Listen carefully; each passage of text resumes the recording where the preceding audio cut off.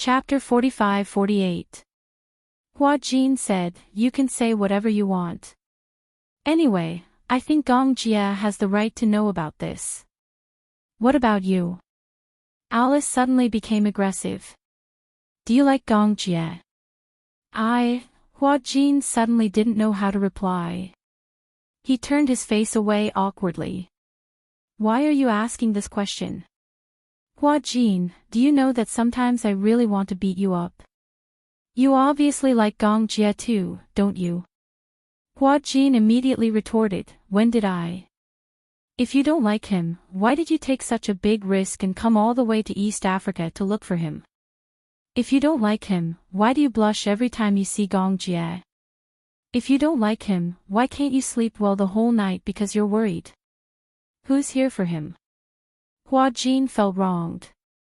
"I just want to experience what it's like to be a mercenary on a mission." Alice couldn't help but sneer. "So how long are you going to say one thing and mean another?" "How am I saying one thing and mean another? If you continue to say one thing and mean another, I'll really beat you up," Alice said angrily. "The one who's favored is indeed fearless. Have you ever considered my feelings? You clearly know that Gong Jia likes you, and you like Gong Jia too. Why can't you just admit it? Is your reputation so precious? Gong Jia can put down his status as the young master of the Gong family to confess his feelings to you. Why don't you admit your feelings? Is it really that difficult for you to admit that you like Gong Jia?" With that, Alice curled her lips in self-mockery.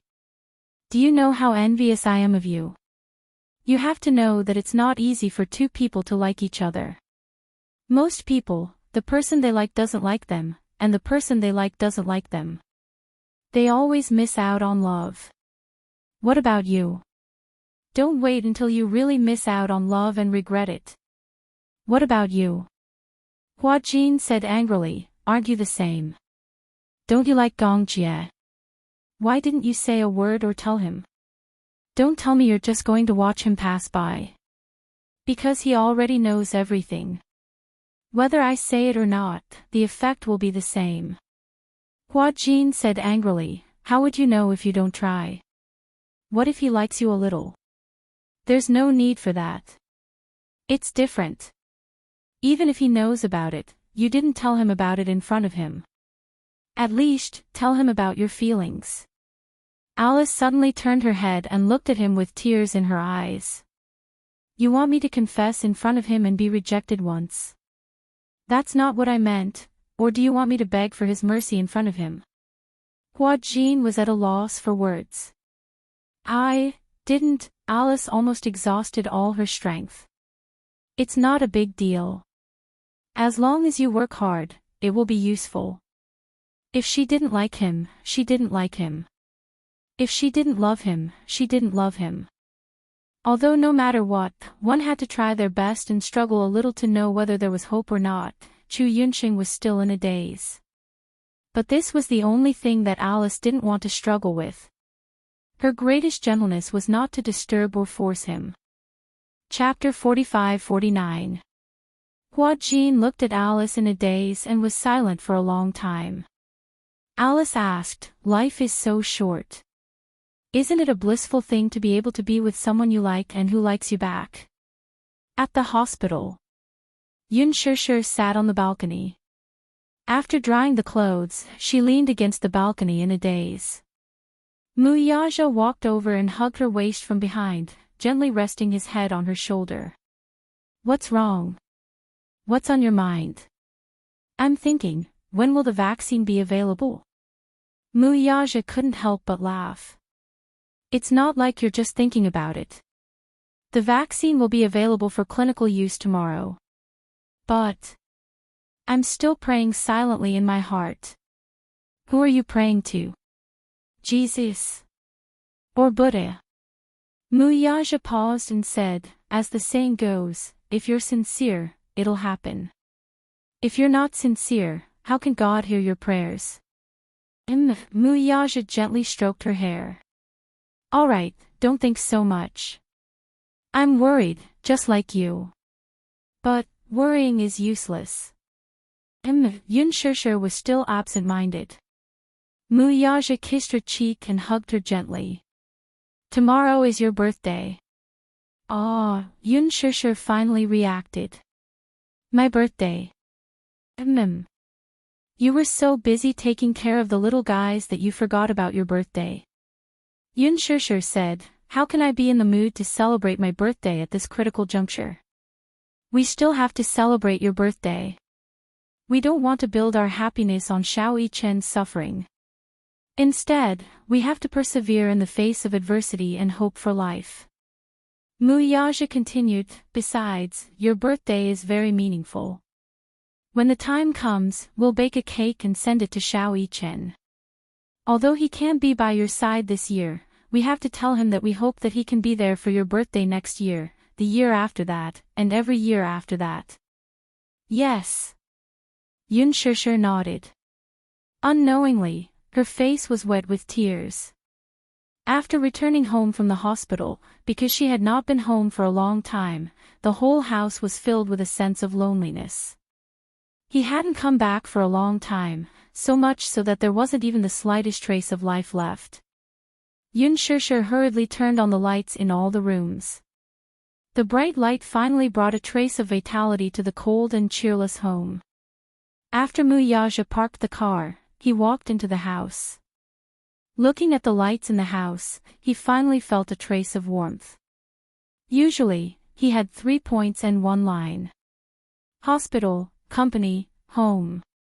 Usually, Yun Shishir would be at the hospital. Usually, when he came back from the company, he only used the bedroom.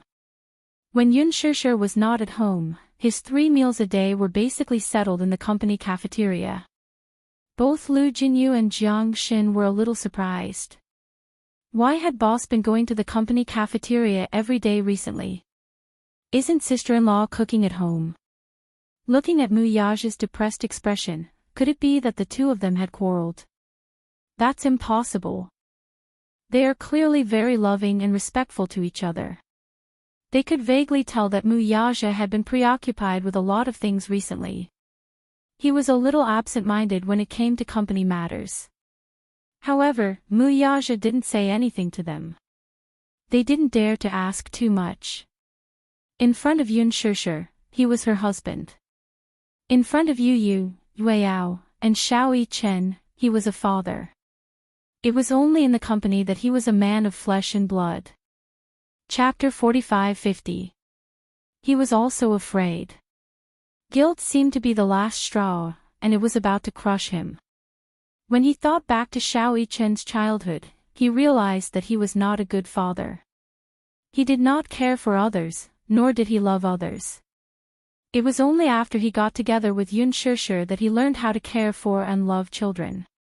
Thanks to Yueyao, he was finally promoted to a qualified stay-at-home father. As for Xiao Yichen's childhood, he could no longer make up for it. Xiao Yichen was very strong-willed.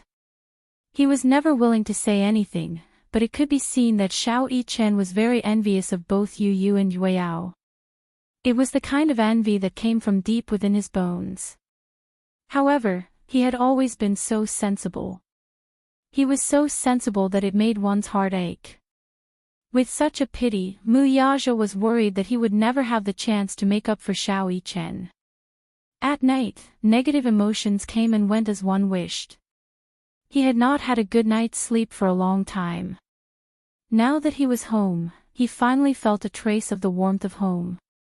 It more or less dispelled some of the loneliness in his heart. He sat on the sofa and looked in the direction of the living room. He listened to the sound of Yun Shishir beating eggs and mixing flour. Yun Shishir did not feel very uncomfortable about the cake. However, she had been practicing her baking skills with Yu. She had also improved a little after killing so many people. After a while, she finished mixing the dough and made a cake embryo. Then, she put it into the oven. An hour later, the cake embryo was taken out. During this time, Yun Shishir had already prepared the condensed milk, mousse, chocolate, Oreo, cookies, and other ingredients. She smoothed the condensed milk and mousse bit by bit. When the final cake was out of the oven, Yun Shishir looked at the cake that was pretending to be perfect and called Mu Yaja over happily. Mu Yaja walked over and looked at the cake. He was very satisfied. Although my skills have deteriorated a little, it's still considered exquisite. I haven't made it in a long time. I'm indeed a little rusty. Yun Shishir dipped the remaining mousse on her finger and brought it to Mu Yaja's mouth. Here, try it. Mu Yaja took a bite and licked it. He raised his eyebrows in satisfaction. The taste is not bad. Right? Yun Shishir was very pleased.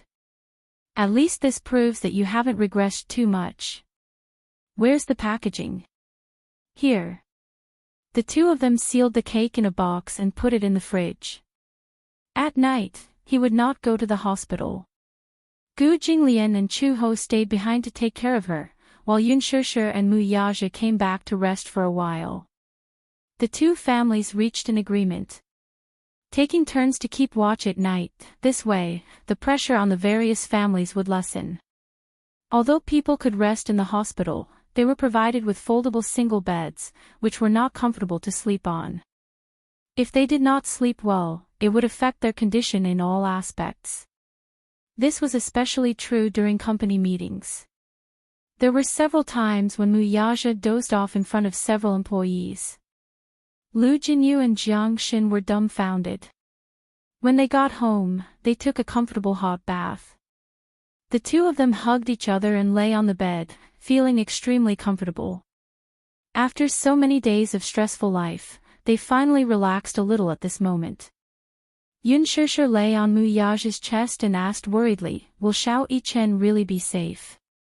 Mu Yaja opened his eyes. Actually, he was not sure about this, but I believe that my son is blessed by the heavens. He will definitely be fine. Chapter 45-51. As she spoke, Yun Shishir laughed self-deprecatingly. People only realize how precious that person is when they are on the verge of losing them. Thinking back, Xiao Yichen has always been very sensible. That day when he was critically ill, I was waiting outside the door and kept thinking about it. I feel like I owe him too much. In the future, there will be plenty of opportunities to make it up to him. I'm just afraid that there won't be any more opportunities. Don't say such things that destroy the morale of our own people. Mu Yaja paused for a moment and immediately comforted her. The vaccine has already been developed. Don't think too much. Don't let your imagination run wild. Go to bed early. Okay. Yun Shishir closed her eyes and lay on his chest. It was rare for her to sleep so peacefully. The next day, the sun was shining brightly. The gloomy weather for a few days finally came to an end. The sun was shining brightly and the weather was good. Yun Shishir woke up and drew the curtains. Receiving such warm sunlight, the gloominess in her heart finally dissipated a little. Yun Shishir woke up early in the morning and was busy in the kitchen. Besides the cake, she also had to prepare some dishes. Mu Yaja applied for leave and brought the cake to the hospital with Yun Shishir.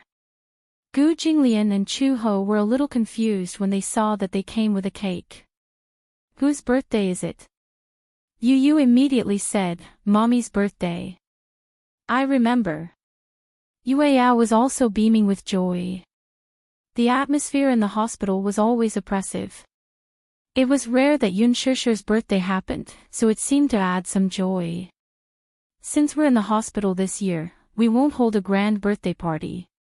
Yun Shishir placed the cake on the table and placed the dishes one by one on the table. Chu Ho was very happy. It would be even better if there was wine. Let's drink a few glasses. Mu Yaja raised his eyebrows. There is. He took out a bottle of champagne from his handbag and even brought a wine glass with him. Even if they were in the hospital, the ceremony of a birthday celebration could not be lacking. Yueyao lay on the table, drooling as she stared at the cake. Suddenly, she asked, then, what about Xiao Yichen? Can he eat a birthday cake? Cut him a slice first, and when we're done eating, send this slice of cake to the quarantine zone. Oh. Yueyao's eyelashes drooped in disappointment. Yun Shishir immediately guessed what he was thinking. He squatted down and gently scratched her nose. Yueyao, that won't do. If the cake is sent in, we can't eat it. The quarantine area is a sterile area. There are a lot of bacteria outside, so my brother can't come out to celebrate his birthday with us. Yueyao said, then I'll eat less and leave more for my brother. Yueyao, be good. You don't have to keep it. The cake is very big. I can't eat too much now. Otherwise, I won't be able to do it if I vomit it out. If he vomited, the blood would flow back into the trachea, which could easily endanger his life. Therefore, he had to rely on liquid food for now. He could only eat a little of the cake. A few mouthfuls would be bad enough. Yueyao nodded sensibly. Then I'll wish Mommy a happy birthday on behalf of my brother. Yun Shishir was so touched that she kissed her. Yu walked over and gave Yun Shishir a big hug. Mommy. Happy birthday. I wish that you'll always be 18. Thank you, Yu. Yun Shishir kissed Yu. Gu Jinglian and Chu Ho gave their blessings one by one. Because of this accident, the relationship between the two families became much better than before. Especially Mu Yaja and Gu Jinglian, who even knew how to tease each other. Chapter 45-52. Chu Ho inserted candles into the cake. The candles were shaped like numbers, and Gu Jinglian drew the curtains in the ward. The moment he lit the candles, the faint light reflected on Yun Shishir's face, and her gaze was gentle. Chu Ho said, Shishir, hurry up and make a wish. Okay. She had already thought of the wish countless times. Yun Shishir closed her eyes, and a strong wish surfaced in her mind. She wished that Xiao Yichen would not miss her birthday again. This wish did not ask for much, but could it come true? Yun Shishir made the wish sincerely and gently blew out the candles. Chu Ho passed the knife to her. Yun Shishir cut a piece of cake and put it aside. This piece was for Xiao Yichen. She also cut another piece and put it together with Xiao Yichen. Chu Ho was a little surprised. Who is this for? Have you forgotten? And your Xiao Bao? Not a single one of them can be missing. Chu Ho came back to his senses. So you haven't forgotten about Xiao Bao? He had originally thought that Yun Shishir had probably forgotten about Xiao Yichen because she had been thinking about Xiao Bao. Chu Ho had originally felt that it was a pity that Xiao Bao would not be able to eat the cake because he was also in the quarantine zone. He had not expected that Yun Shishir would still be thinking about him. This is for Xiao Yichen and Xiao Bao. Later, after we finish eating, we'll send the cake to them. Okay. We can't forget about them. After dividing the cake evenly, Yu took a portion for Yueyao and another for Jing Yang. The little guy was eating with relish. Although cake was not a rare thing, and the little lads had been living in good condition since they were young, they were sick of eating all kinds of cakes. However, in such an environment, staying in the hospital for so many years, they had to eat nutritious meals. It was rare to have cake in such a boring diet, so it was considered a novelty. Yu even felt that this cake was the best thing he had ever eaten in the world. Yu raised the cake and asked, Mommy, did you make this cake? Yes. Wow. Yu looked at her with admiration. This cake is probably the best thing I've eaten since I came to this world. Yun Shishir, Mu Yaja could not help but say, is it? I feel that my cooking skills haven't changed. You've been eating nutritious meals in the hospital all this time. It's a rare occasion you get to eat cake, so you think it's delicious. Upon hearing this, Yu thought about it for a while. Then, he complained to Yun Shishir, Mommy, Daddy said that your cake tastes awful. Mu Yaja resisted the urge to hit him. Did I say that? You're trying to drive a wedge between us. That's right. You said eloquently, I said that mommy's cake is delicious, but daddy said that I've been eating too much nutritious meals in the hospital and that's why I've lost my sense of taste. Yun Shishir looked at Mu Yaja meaningfully. Mu Yaja explained, that's not what I meant. But it sounds like that to me.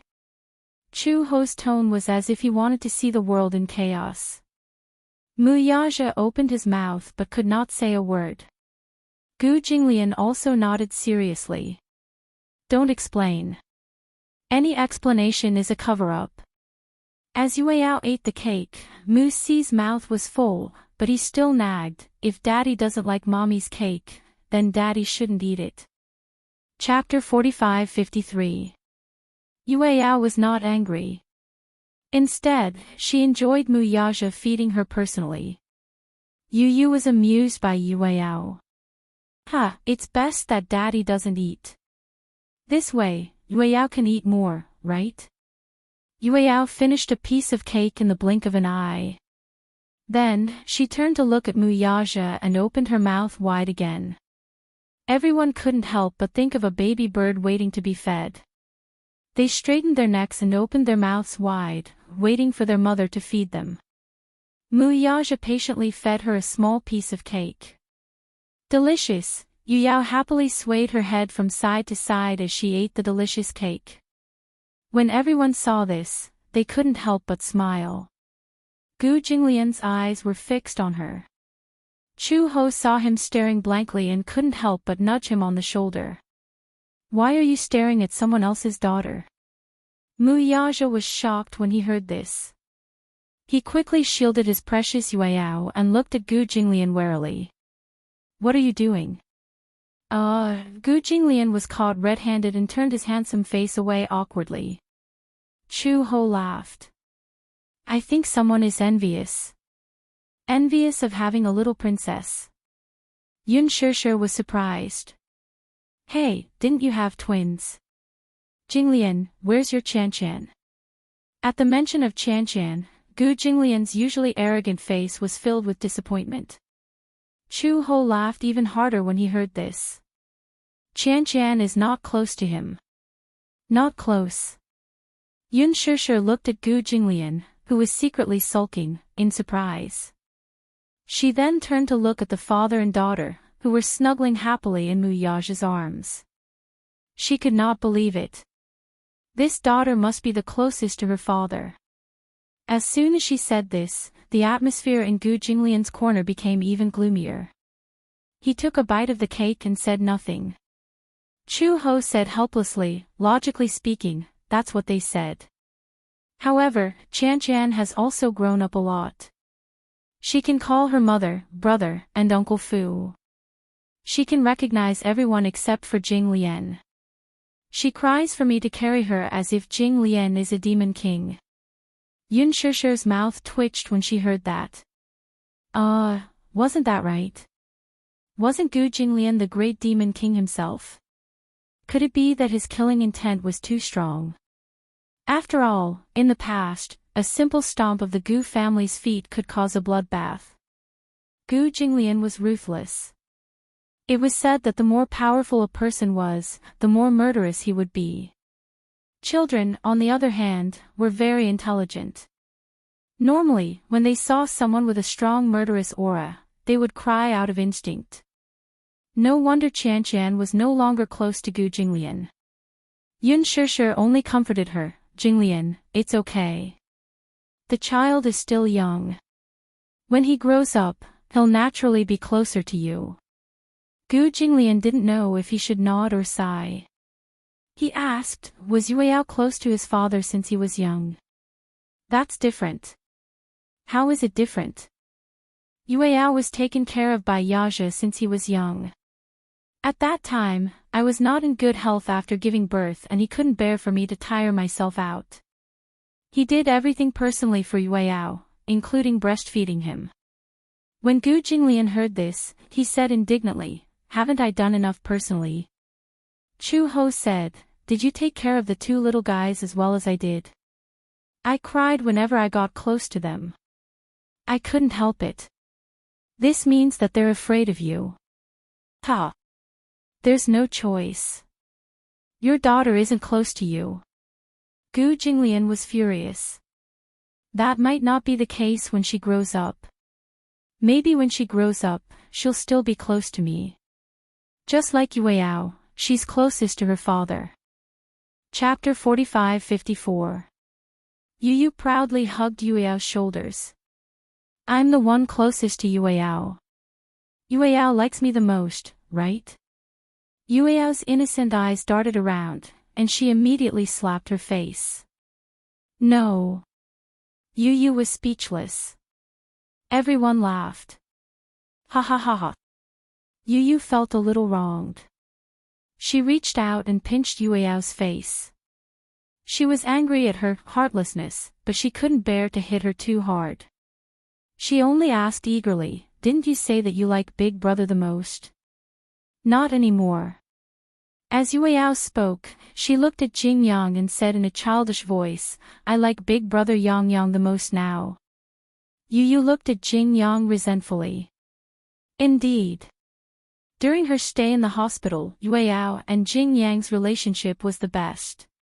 It was so good that it angered both humans and gods.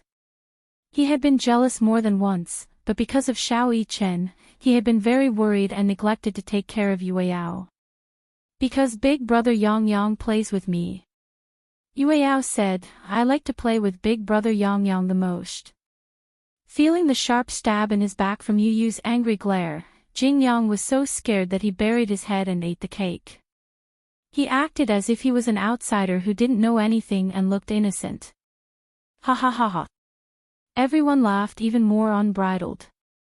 No matter who it was, even Yun Shishir, it was rare to see Yu get snubbed like this. Moreover, it was at the hands of Yueyao. However, even so, Yu still couldn't bear to be angry at Yueyao. She looked at Jing Yang with hostility, but when her gaze returned to the back of Yueyao's head, it was full of tenderness. He gently rubbed Yueyao's black hair and said dotingly, anyway, no matter who Yueyao likes the most, I will always dote on Yueyao the most. Brother Yichen dotes on Yueyao too. Yueyao pouted. At the mention of Xiao Yichen, she felt a little disappointed. Yueyao, when will you be able to see Big Brother? Yueyao misses him so much. Although her tone was full of dejection and grievance, she did not stop eating the cake. Everyone stared dumbfoundedly at Yueyao, who was happily eating the cake but was also worried about Xiao Yichen. For a moment, they didn't know whether to feel sad or laugh. Yu comforted her. Brother Yichen will recover soon. Really? Yueyao's eyes sparkled when she heard this. She bit on her cake spoon and looked up at Yu. What about us? Are we almost done? You'll be fine if you eat more. All right. When she heard that she would be fine after eating more cake, Yueyao ate even more happily.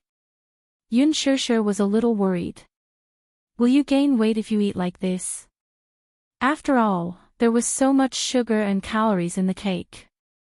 Yueyao had standard baby fat.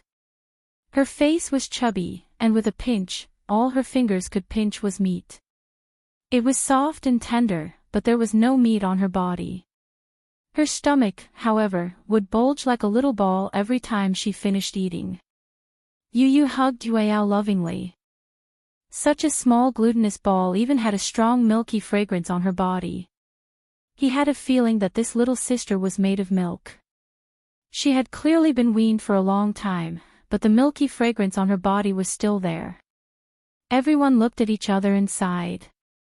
Only 2 people were missing from such a joyous and harmonious scene. The 2 cakes were carefully kept and sent to the quarantine area by the nurse. Chapter 45-55. A cake. Xiao Bao asked the nurse, whose birthday is it? Mu Yichen's mother. It's her birthday today, so she said that she can't leave you guys behind. Xiao Bao was a little envious when he heard that. How nice. We can celebrate our birthdays together. The nurse squatted by the bed and comforted him. Eat this cake and get better quickly. Then, you can leave this place quickly. Okay. Thank you, Auntie Nurse. When the cake was sent to Xiao Yichen's ward, Xiao Yichen had just finished his drip. When he saw the cake, he immediately remembered that it was Yun Shishir's birthday today. He had been isolated all this time, so he didn't know that the date outside had changed. The concept of time had been deeply blurred because he was isolated from the world. It was a little regretful. He couldn't accompany his mommy and sing her a happy birthday song on her birthday this year. When will I recover? He was really tired of this place. Xiao Yichen was vexed. Back then, when he found out that his illness had worsened, he didn't think much of it. He felt that no matter what, he would be able to turn danger into safety. He was never afraid of death. It was also because of this courage that he didn't take the flu to heart. However, he didn't expect that because of this carelessness, he would become the one with the most serious illness. He had been on the verge of death several times. Until now, it was like a nightmare. He wasn't afraid of death. He was only afraid of separation. The nurse said, "Your mommy asked me to pass on a message to you." When Xiao Yichen heard that his mommy had something to tell him, he sat up excitedly. "What did mommy say to me?" She said, I'll tell you after you finish eating the cake." Xiao Yichen pouted and said coquettishly, "Nurse, tell me first. Don't bargain with me. This is a cake that your mommy personally made." "Why? Don't you want to eat it? If you don't want to eat it, can you give it to me?" "No." Xiao Yichen protected the cake that Yun Shishir had personally made. "Anyway, you can't eat this cake. Don't threaten me." "Alright, I'll eat it. Don't eat too much. It's too sweet. It won't be good if you spit it out." "Yes." Xiao Yichen obediently picked up the spoon and took a bite of the cake. The cake was sticky, sweet, and mousse, but she didn't feel sick of it at all. Just the right amount of sweetness. It was so delicious that he wolfed it down. "Eat slowly." The nurse's heart ached as she watched him eat the cake. She couldn't help but say, "Your mommy said, she misses you a lot." Xiao Yichen paused for a moment, and a teardrop fell onto the dining table. He closed his mouth tightly, trying to hold it in, but failed. He carelessly wiped the corners of his eyes. In an instant, his eyes were wet. Because he rubbed them, they were red and swollen. Against his pale skin, it made people's hearts ache. "I miss mommy too. So, you have to pull yourself together. Your mommy made a wish today, and it must be for you." Wishes couldn't be spoken out loud, otherwise, they wouldn't come true. However, everyone knew who the main character of this wish was. Yun Shishir's wish must have been for Xiao Yichen. She hoped that he would get better soon.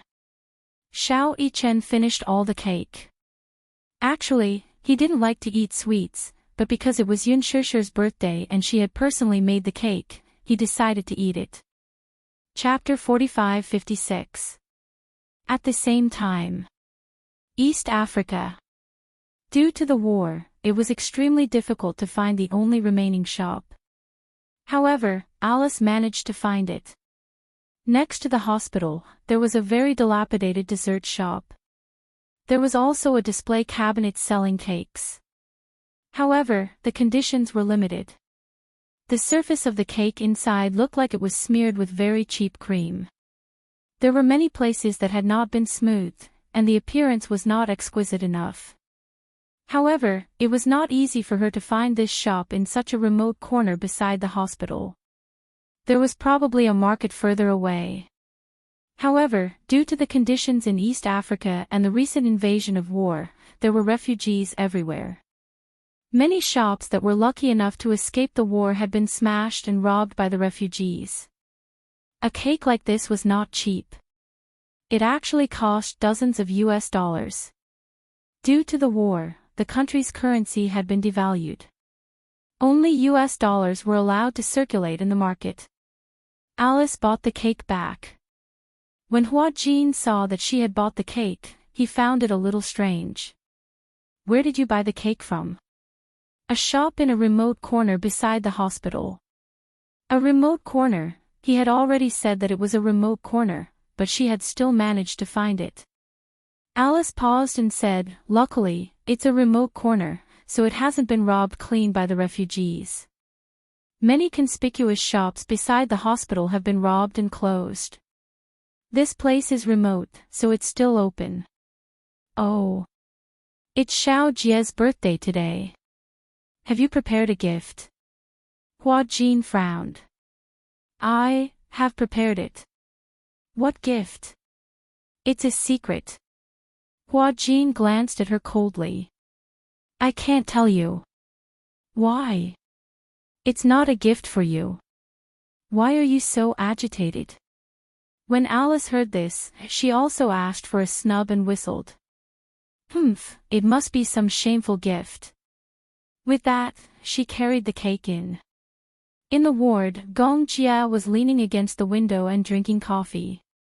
When he saw Alice carrying the cake in, his eyes widened in shock. Previously, Alice had told her that she was going to buy him a cake. Gong Jia was worried that she might be in danger. Alice even joked that she wasn't on the wanted list. She wasn't him, so why would she be in danger? Gong Jia did not think much of it. Although Alice wasn't on the wanted list, she was still a member of the Hurricanes. Even the FBI knew her.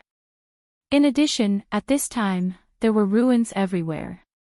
Why would they go to the ruins to find a cake shop? It was simply wishful thinking. He didn't expect that she would really buy the cake back. Unbelievable.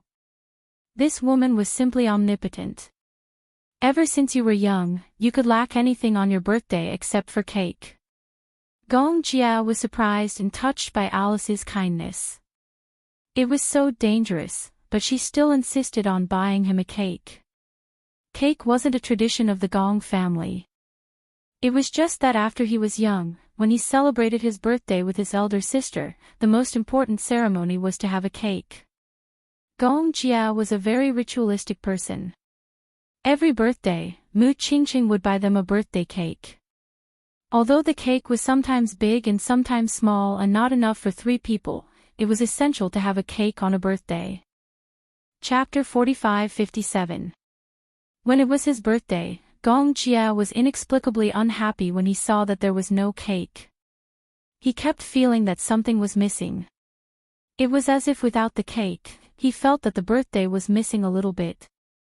Every time he saw the cake, he would think of Mu Qingqing and Yun Shishir. In this way, even if it was his birthday alone, he wouldn't feel lonely. However, without the cake, he would feel that he was really alone on his birthday.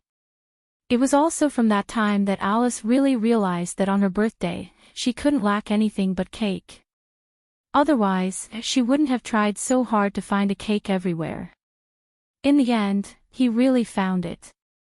Maybe the taste is limited, but I've seen the production environment.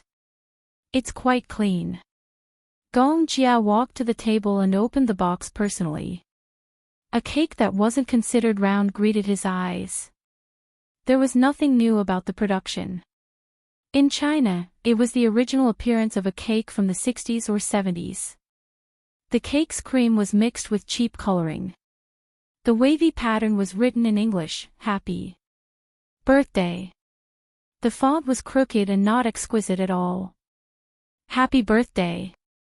Alice smiled at him. Gong Jia smiled and gently hugged the back of her neck. He planted a kiss between her eyebrows. Thank you. Hua-Jin said that. Gong Jia turned to look at him. What? Happy birthday to you. Gong Jia paused and suddenly thought of something. Then, where's the gift that you prepared? Hua-Jin inexplicably looked a little guilty. I'll give it to you later. What gift? You're being so mysterious. Gong Jia didn't probe further. He casually dipped his finger in some cream and put it into his mouth. It was unexpectedly delicious. It's so sweet. Although it was cheap coloring, the cream was actually not bad. The point was, in a background like East Africa, the food had always been bad. The cake placed here was already considered a luxury. Hua Jin also took a bite. His appetite wasn't as picky as Gong Jie's, but he felt that the cake wasn't delicious. He didn't like cream. This year, only Hua Jin and I will celebrate your birthday with you. Alice looked at the cake again. But we were lucky. No matter what, we still found the cake. She actually still remembered. He couldn't live without a cake on his birthday. Gong Jia was a little touched. He pursed his lips and prepared to cut the cake. Hua Jin stopped him. Aren't you going to light a candle and make a wish? Alice chimed in, yeah, make a wish. Little Jia, make a wish. I don't know what to wish for. Think about it. As Alice spoke, she took out the only candle that the boss had given her and lit it. In the dim candlelight, Gong Jia closed his eyes and made a perfunctory wish. This year's birthday wish is, Hua Jin and Alice looked at him seriously. Gong Jia said, world peace. Hua Jin, Alice was speechless. The two of them tacitly fell silent. World peace. Who was he kidding? They didn't know why, but when this wish came out of Gong Jia's mouth, it didn't sound convincing at all. Hua Jin muttered, with you around, the world won't be peaceful. Gong Jia glanced at him coldly. He casually dipped some cream in it and forced it into his mouth. Eat your cake. Chapter 45-58. He was the biggest obstacle to world peace, okay? 70% of the world's wars were caused by hurricanes. How dare he wish for world peace? When Gong Jia heard this, he glared at him fiercely. Hua Jin suddenly felt guilty and cowered. He quickly raised his wine glass and toasted him. Cheers. That sincere expression of his seemed to be trying to curry favor with him. Gong Jia did not stoop to his level.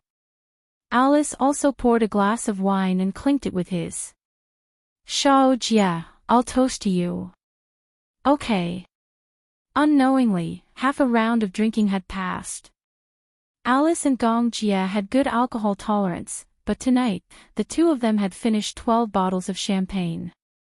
Whether it was Gong Jia or Alice, they were both a little drunk. In the end, they were no longer drinking for the sake of drinking, but for the sake of their lives. Gong Jia was still a little sober, but Alice was already beyond drunk. She pointed at Gong Jia, wanting to take advantage of the night to compete with him. Hua Jin could not help her up, so he had no choice but to contact other people. Only then did they drag Alice away. When he returned to the room, he saw Gong Jia leaning against the floor-to-ceiling window with his head leaning weakly against the window. Out of the corner of his eye, he saw Hua Jin walk in, but he did not move. It could be seen that he had drunk a lot, so much so that he was dizzy. His whole body was limp and weak, like a large doll lying limp by the window. Hua Jin walked over and stretched out his hand, wanting to help him to the bed. However, Gong Jia suddenly looked at him childishly, spread his hands, and pursed his lips. He actually had a hint of coquettishness. What? Where's my present? Gong Jia said eloquently, it's my birthday today, and you didn't prepare a present for me. What present do you want? I don't care, I want a present. Gong Jia began to lose his temper. If you don't give me a present, I won't remember. Alright, I'll give you a present. Get up first. Hua Jin was half joking and half fawning. His strength was limited, and drunken people were always scoundrels, so he couldn't do anything to him. Thus, in desperation, Hua Jin tempted him with a birthday present. If you lie down on the bed obediently, I'll give you the birthday present I prepared. When Gong Jia heard this, he smiled meaningfully. You're lying. You didn't prepare a gift for me at all. Gong Jia was suddenly very angry. You don't even know my birthday. How is that possible? Of course I know your birthday. He always remembered Yun Shishir's birthday, and Yun Shishir's birthday was naturally Gong Jia's birthday. He wouldn't make a mistake. He had always remembered Gong Jia's birthday. I promise you, as long as you lie down on the bed, I'll give you your birthday present. When Gong Jia heard this, he really stood up obediently. With Hua Jin's support, he finally walked to the side of the bed and sat down heavily. The soft bed collapsed slightly. The moment Gong Jia lay down on the bed, he hooked his long arm around Hua Jin's neck and pulled him into his embrace. Hua Jin lifted his head from his chest and glared at him angrily. However, he saw him cupping his face and asking seriously, "Where's the present?" God knew how much he couldn't wait to see his present. Chapter 45-59. Look carefully, the gift you want is right here. With that, Hua Jin cupped the man's face in his hands and pressed his lips against the latter's. The sudden kiss made Gong Jia, whose mind was in a mess because of the alcohol, even more dizzy. Originally, he had drunk a few more bottles out of excitement that night, and his whole body was dizzy. Hua Jin's kiss had really wiped out his last bit of rationality. Hua Jin, he actually took the initiative to kiss him. Was his so-called gift referring to this kiss? Or, Gong Jia had no time to think. Almost instinctively, he flipped over and easily pinned him under his body. Pinning the man's hands to the side of the pillow, Gong Jia lowered his head and took the initiative to kiss the other aggressively. Hua Jin's breathing quickened. Only God knew how difficult it was for him to take this step. Ever since Alice said those words to him the day before, he couldn't calm down for a long time. He had always thought that Gong Jia's so-called liking for him was actually just a moment of interest. Most of the liking had nothing to do with love. It was only because of loneliness, because of the desire for warmth, because of a moment of interest. However, after the interest, one would realize that one didn't really like the other person that much. Many feelings were often just the product of loneliness. Hua Jin had always been worried that if Gong Jia knew about Alice's matter, would Gong Jia push him away and be with her because of his guilt towards Alice. However, due to a freak combination of factors, Gong Jia and Alice's attitudes the last time had already made it clear that their friendship would not change. Alice had also told him that it wasn't easy for two people to like each other. Therefore, he had to cherish it all the more. Hua Jin thought that this was why he had to take the initiative to take this step. Therefore, he used this kiss to express his determination. He liked Gong Jia. He didn't want to deny it anymore. This feeling had already existed since the first time they played Dare, when their lips touched through a piece of tissue. His feelings for her were definitely not just a moment of interest. However, at that time, he didn't think much of this feeling. He didn't think it was out of love and affection, therefore, he suppressed himself again and again, but he didn't expect that unknowingly, he had already fallen deeply. Liking someone was something that couldn't be suppressed. Especially when the other party also liked him. The more he felt suppressed, the more painful it was. If Gong Jia didn't like him, it would be fine. However, Gong Jia also liked him. Since both of them liked each other, then, let's be together. Don't care about the uncertain future or whether they could walk to the end. Love was in the present. At the thought of this, Hua Jin gently hugged the back of Gong Jia's neck and responded to his kiss even more deeply. Unknowingly, half of the shirt on his body had already been taken off. Similarly, Hua Jin followed suit and removed the man's clothes. In the blink of an eye, Gong Jia's strong shoulders were exposed to the air. For some reason, Hua Jin was so nervous about what was going to happen next that his heart almost jumped out of his throat. Chapter 45-60. Gong Jia suddenly lowered his head and whispered into his ear. There's something I've wanted to say to you for a long time. WH. What? I want. Gong Jia gently lifted his chin and kissed him gently. I want you. This impulse had been brewing for a long time. Hua Jin was slightly startled. However, because of his frantic kisses, he could no longer think independently. The night was dreary. In the room, it was charming and gentle.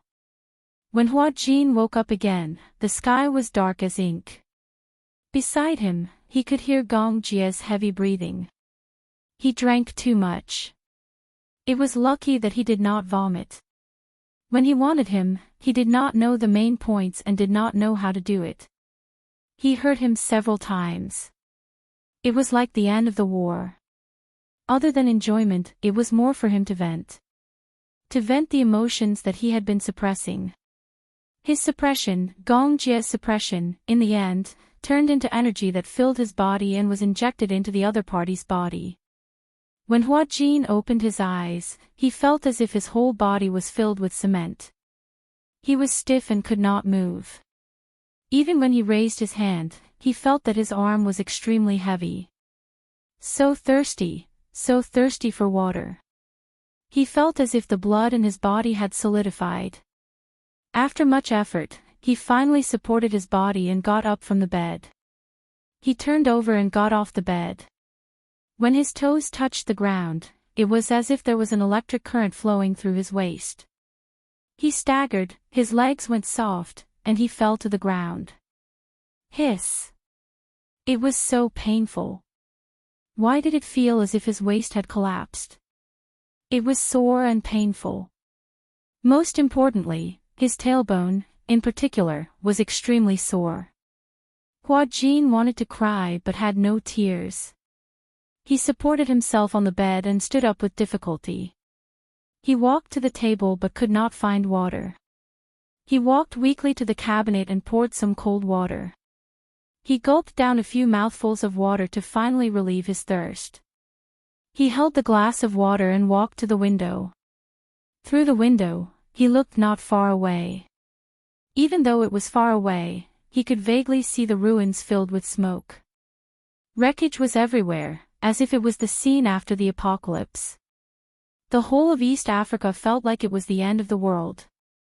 Behind him, there was the sound of Gong Jia turning over. Hua Jin turned around and saw that Gong Jia had turned over and fallen asleep again. He walked over to the bed and squatted down. The smell of alcohol from his breath immediately assaulted his nostrils. She didn't know what he was drinking. Hua Jin clearly hated the smell of alcohol, but the smell of alcohol on his body had a kind of orchid fragrance. He gently touched his face. He always felt that such a face, if placed in the past, would have been unreachable. It was within sight, but unattainable. He always felt that he and Gong Jia were people from two different worlds. Therefore, even if he liked her, even if he adored her, he would always carefully maintain a distance from her, not daring to get close. However, the more he suppressed it, the more painful it was. On the contrary, he was envious of Gong Jia.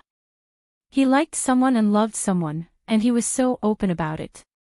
He still remembered that he grabbed him by the collar and said to him, "Let's be together."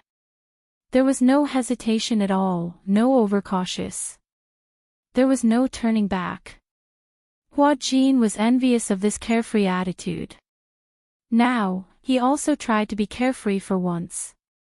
The moment he poured out the feelings that he had been suppressing, his whole body felt much more relaxed. Chapter 45-61. 3 days later.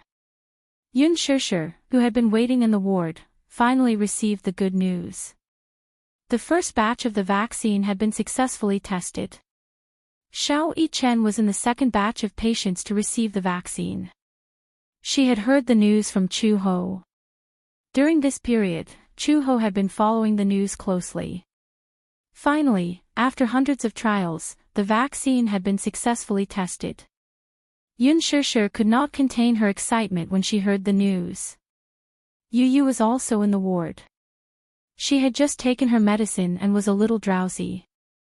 When she heard Chu-ho's words, she immediately sat up in bed. Really? Chu-ho nodded. Yes, it's true. I've confirmed it repeatedly. If there are no accidents, the vaccination will start tomorrow. Xiao Bao is in the first batch, and Xiao Yichen is in the second batch. Really? That's great. She held Chu-ho's hand tightly. She was so excited that her whole body was trembling. Sure, you can rest assured now. The doctor said that if the vaccination is successful, Xiao Yichen and Xiao Bao should be able to leave the quarantine zone very soon. Yun Shishir nodded. However, because they are in the second batch, we don't know if there are any side effects. Yun Shishir's expression became serious when she heard this. Chu-ho said anxiously, I've done some research before. Before this, SARS, which is similar to the influenza this time, had wreaked havoc all over the world. However, after the vaccine was tested, although the patients recovered and were discharged from the hospital, because of the vaccine and the ferocity of SARS at that time, after the patients were discharged from the hospital, the side effects gradually appeared. At that time, due to the large use of hormones to suppress the disease, steroid drugs were used in large quantities for emergency treatment. The side effects of the hormones caused some of the patients' femoral head necrosis, diffuse interstitial fibrosis of the respiratory system and ischemic lesions and necrosis of the femoral head of the motor system. Even though they were saved from the disease, they spent the rest of their lives in pain. Yu took a deep breath when she heard this. As long as he survives, everything will be fine. No matter what pain there is in the future, I will accompany him through it. At most, I'll take care of him. He paused for a moment and continued, however, this influenza is different from SARS. I've done my research on Xiao Yichen's treatment plan. I've also analyzed the ingredients of the vaccine this time. There are no harmful ingredients in it. If you really want to list the side effects, it's probably that you'll lose a lot of weight for a long period of time. You'll lose a lot of nutrients because of your body's consumption. Yu spoke with fervor and assurance as he analyzed the situation logically. Chu-he was dumbfounded when she heard this. She stared blankly at Yun Shishir and asked in disbelief, how old is Yu? 11 years old. Chu-ho was even more amazed. When she thought about Xiao Bao, who was about the same age as Yu, she realized that there would be no harm if there was no comparison.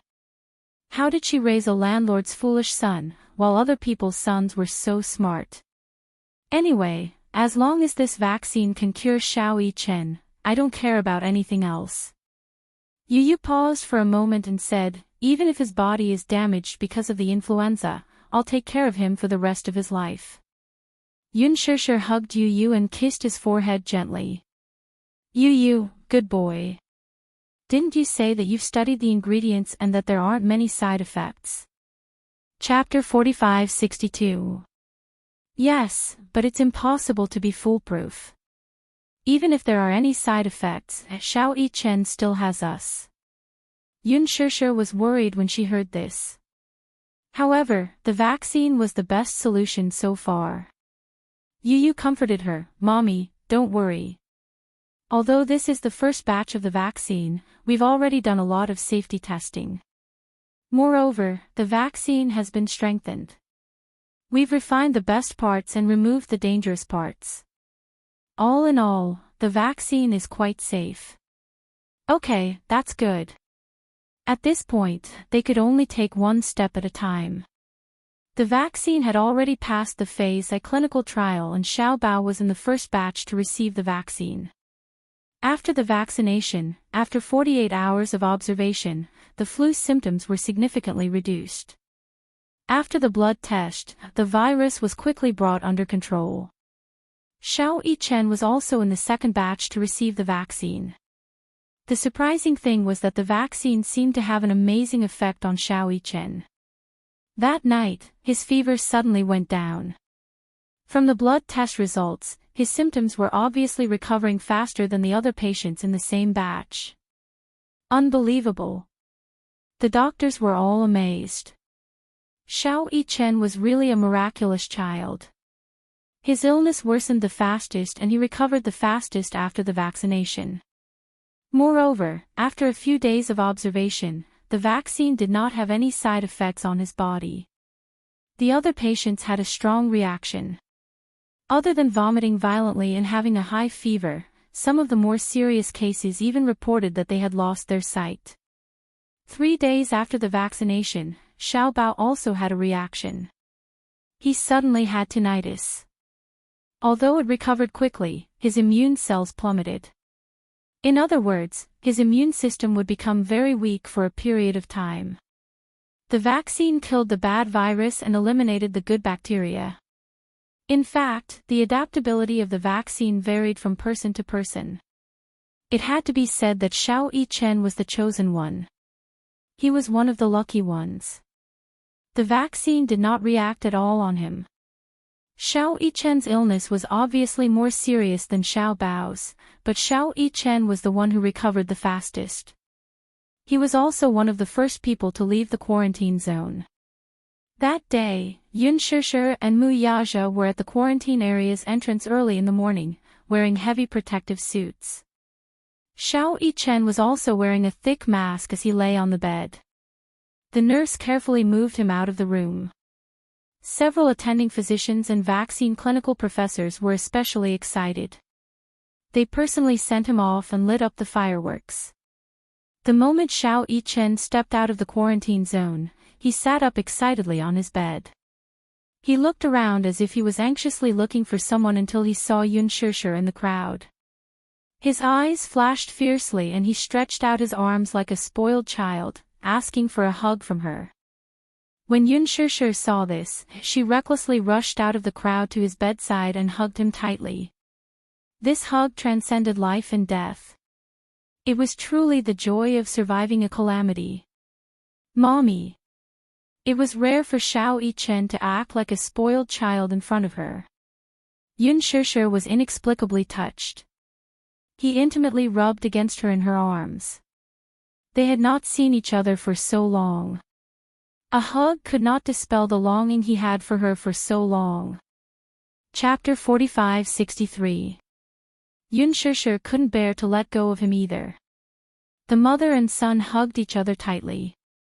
They wished that time would stop and stop flowing. The doctors and nurses who were standing at the side were moved. One of the professors said emotionally, "Mu Yichen is so capable. He was in the second batch to be vaccinated, but he was the first to leave the quarantine zone. There were adults who were infected with the flu and they were in good health. However, Xiao Yichen was the first to leave the quarantine zone. It was a memorable moment. It was a historic moment. Xiao Yichen was the first person in the capital to overcome the flu. Hence, the professors and doctors were celebrating excitedly. Yun Shishir couldn't take in any of it. She only knew that she could finally hug Xiao Yichen again. She had been thinking about it day and night, and finally, she wasn't disappointed. "Where's Yu?" Xiao Yichen suddenly asked in her arms. Yun Shishir wiped her tears and quietly turned to the side when she heard this. "Over there." Xiao Yichen followed Yun Shishir's gaze and saw Yu holding Mu Yaja's hand. They stood beside him and quietly looked in his direction. "Go ahead." Mu Yaja couldn't help but laugh when he saw the two little guys looking at each other. "Do you want to give Xiao Yichen a hug?" "Who wants to hug him?" Yu pouted and complained, "He made me wait for so long and he came out so late." "Who wants to hug him?" Mu Yaja smiled knowingly when he heard this. This little guy was still so duplicitous even at this moment. God knew how hard it had been for him to fall asleep last night when he found out that Xiao Yichen would be able to leave the quarantine zone the next day. He couldn't fall asleep no matter how hard he tried. He was afraid that something unexpected would happen. Although Xiao Yichen would be able to leave the quarantine zone the next day, Yu was worried that something unexpected might happen. Perhaps, his condition would worsen overnight. He appeared to be very indifferent, but in fact, he was more anxious and impatient than anyone else. Muyaja had no choice but to gently push him from behind. Yu was caught off guard and stumbled a few steps back. He turned around and looked at his daddy with disdain. Go. Give your brother a hug as a celebration for him. Yu hesitated for a moment before she turned around and walked towards Xiao Yichen. Xiao Yichen quietly watched him walk towards him. He couldn't help but reach out his hands and look at him expectantly. Yu looked at his expectant expression. For some reason, she felt a lump in her throat and her eyes turned red. She took a few steps forward and threw herself into Xiao Yichen's arms, hugging his shoulders tightly. Xiao Yichen, Yu pretended to be calm. He gritted his teeth, but he couldn't hide his sobs. He forced out a few words. Welcome, back. Xiao Yichen was so touched that his eyes turned into crescents. Although he was smiling, tears streamed down his face. I'm home, Yu. Yu, Mu Yichen bit his lip. He couldn't hold back the second half of his sentence. I missed you. Did you miss me? Yu nodded gently and said in a choked voice, yes, I missed you so much. How rare. Yunshishir and Muyaja couldn't help but feel emotional. Yu, who had always been arrogant, had finally said, I missed you. Chapter 45-64. Yunshishir was so touched that she wiped away her tears. Because of this new lease on life, she thought that she would cherish the happiness of her family of 6 even more in the future. Wealth and power were another matter altogether. Only a healthy and safe life was the most important. Yu and Mu Yichen hugged each other tightly. The two of them turned their heads at the same time and glanced at Yunshishir and Muyaja. Muyaja and Yunshishir walked over and hugged Xiao Yichen and Yu gratefully. The four of them hugged each other tightly, and no one could bear to let go. In the ward, Yueyao held a bouquet of flowers and waited eagerly at the door. She woke up very early in the morning. Yunshishir had already told her that Xiao Yichen would be returning to the ward this morning, and she would bring Yu to welcome him. Yueyao wanted to go as well, but she was too young, and her immunity was not as high as an adult's. Although the vaccine had been developed, Yueyao still tried her best to avoid going near the quarantine zone with her physical fitness. Hence, under Yunshishir's repeated coaxing, Yueyao obediently stayed in the ward and waited eagerly for Xiao Yichen's return. Suddenly, the sound of heavy footsteps came from outside the door. Yueyao's ears were sharp, and she immediately heard it. She walked to the door excitedly. If she were a little puppy now, her tail would be wagging excitedly. The door finally opened. Yueyao was about to go up to welcome him when she saw Chu Ho push the door open and walk in. When he saw Yueyao standing at the door like a puppy holding a bouquet of flowers, he was dumbfounded. Yueyao immediately wilted when she saw Chu Ho. What? I thought Brother Yichen was back. Chu Ho didn't know whether to laugh or cry. He walked over and picked Yueyao up. What's wrong, little Yueyao? Are you waiting for Xiao Yichen? Yes. Mommy said that Brother Yichen is coming back today. When Yueyao mentioned Xiao Yichen, her face flushed red. She was obviously very happy. Chu Ho lovingly scratched the bridge of her nose. Sometimes, the more he looked at Yueyao, the more he liked her. She thought that it would be great if Qianqian could be as cute as Yueyao when she grew up. Yueyao was quite likable. She was obviously raised like a little princess, but she didn't put on the airs of a princess. Don't worry, Xiao Yichen will be back soon. Just as they were talking, Yunshishir and Muyaja's voices came from outside the door. Sensing that her daddy and mommy were back, Yueyao kicked her legs and said that she wanted to come down. Just as Chu Ho put her down, Muyaja pushed the door open. Yueyao hurriedly walked over with the flowers in her hands. Suddenly, she bumped into the operating table that had just been pushed open. With a plop, she fell on her but on the ground. Yun Shishir was shocked when she saw this. Just as she was about to walk over and carry her, she saw Yueyao nimbly get up from the ground. She patted the dust off her butt and walked toward Xiao Yichen. Brother, Xiao Yichen was lying on the bed obediently.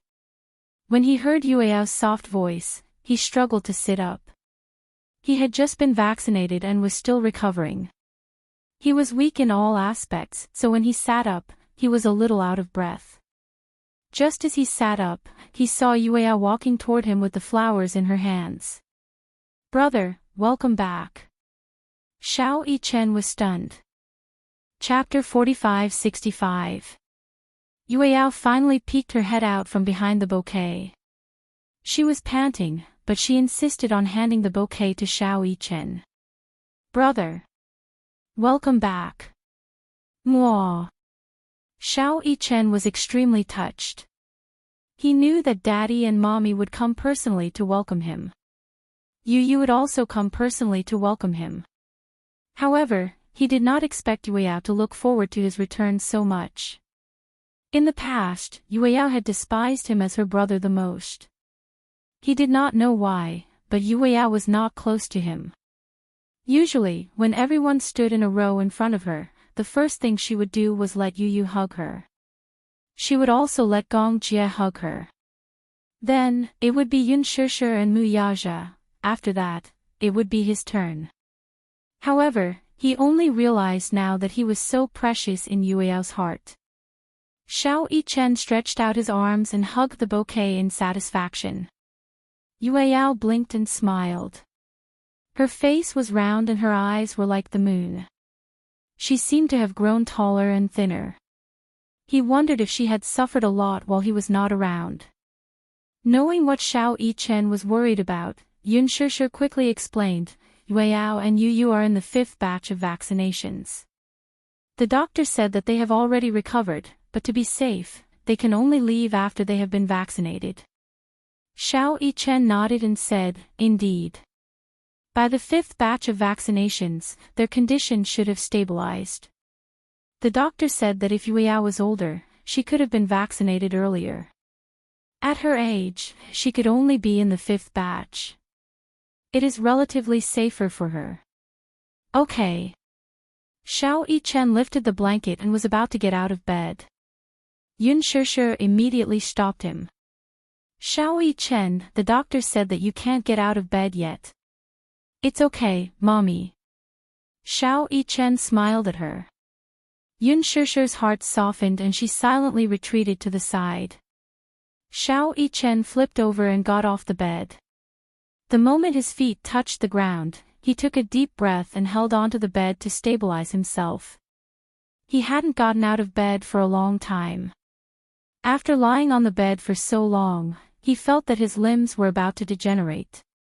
Not only that, he had not exercised for a long time, and his various bodily functions had deteriorated.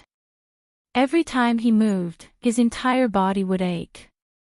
Xiao Yichen ignored his own body and opened his arms to Yueyao with a smile. Good girl, Yueyao.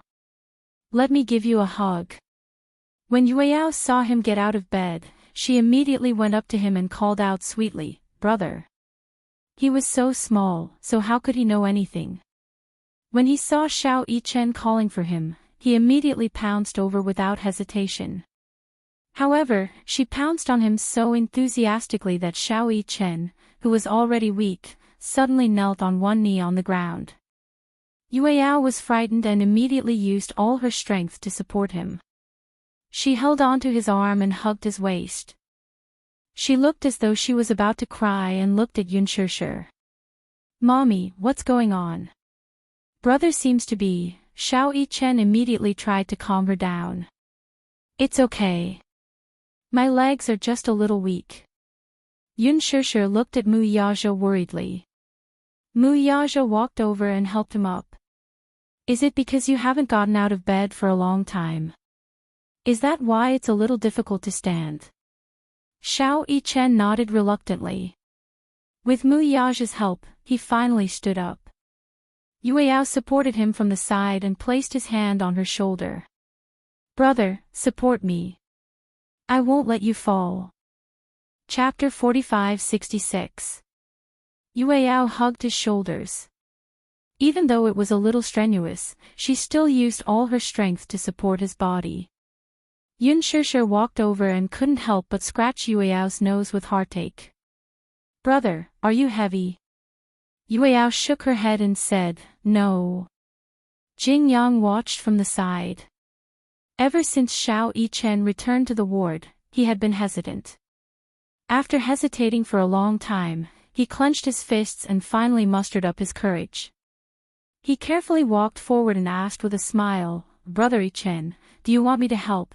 Xiao Yichen glanced at him from the corner of his eye and his face turned cold. Go away. Jing Yang smiled. Okay. He tactfully walked to the side and sat on the bed aggrievedly. Yun Shishir and Chu Ho looked at this scene in a daze. For some reason, they didn't know whether to laugh or cry. It was obvious that Jing Yang wanted to curry favor with Xiao Yichen. After all, he was Yueyao's brother. Especially since Xiao Yichen had finally returned from death's door and successfully received the vaccine, he naturally wanted to welcome him. In the end, Xiao Yichen especially disliked Jing Yang. He and Yueyao were so close that Xiao Yichen was most upset about it. Therefore, he was unwilling to pay attention to Jing Yang. As a senior Siscon, he still hadn't forgotten that Yueyao had neglected him and Yu for Jing Yang. Yun Shishir didn't know whether to laugh or cry at Xiao Yichen's guarded look. Chu Ho whispered, why do I feel that it will be difficult for Yueyao to get married in the future? Yun Shishir glanced at her and didn't react for a while. Look, Yueyao has two brothers who dote on her so much and a father who dotes on her. Whoever wants to marry Yueyao in the future will have to conquer these three men. It's enough for him to suffer. After Chu Ho mentioned it, Yun Shishir also realized it. She sighed helplessly. In our family, Yueyao is the most precious. I'm also worried that he won't be able to get married in the future. Yaja is still fine. When Yueyao was born, he was like a slave to his daughter. Now that I've brainwashed him, he's much better. However, those two guys, Yu and Xiao Yichen, won't let Yueyao suffer in the future. Yes. I really don't know if this is a good thing or a bad thing. Yun Shishir shook her head. It can't be anything good. When he grows Yueyao, Yichen, he will definitely have a family's family. If he does, Xiao Yichen and Yueyao Yichen will definitely not get along with their brother-in-law. On top of that, Yaja is such a difficult father-in-law. For some reason, after hearing Yun Shishir's words, Chu Ho suddenly sympathized with Yueyao's future husband. He's still young. When he grows up, perhaps it will be better. Yun Shishir shook her head. No, the older he grows, the deeper the bond between the three children will be. Actually, everyone has always felt that Yueyao Yichen and Yu is too dependent on Xiao Yichen and Yu.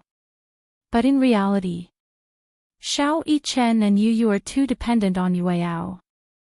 Yueyao Yichen has a special meaning to them. A special meaning? Chu Ho didn't understand. What special meaning? Chapter 45-67. I understand now.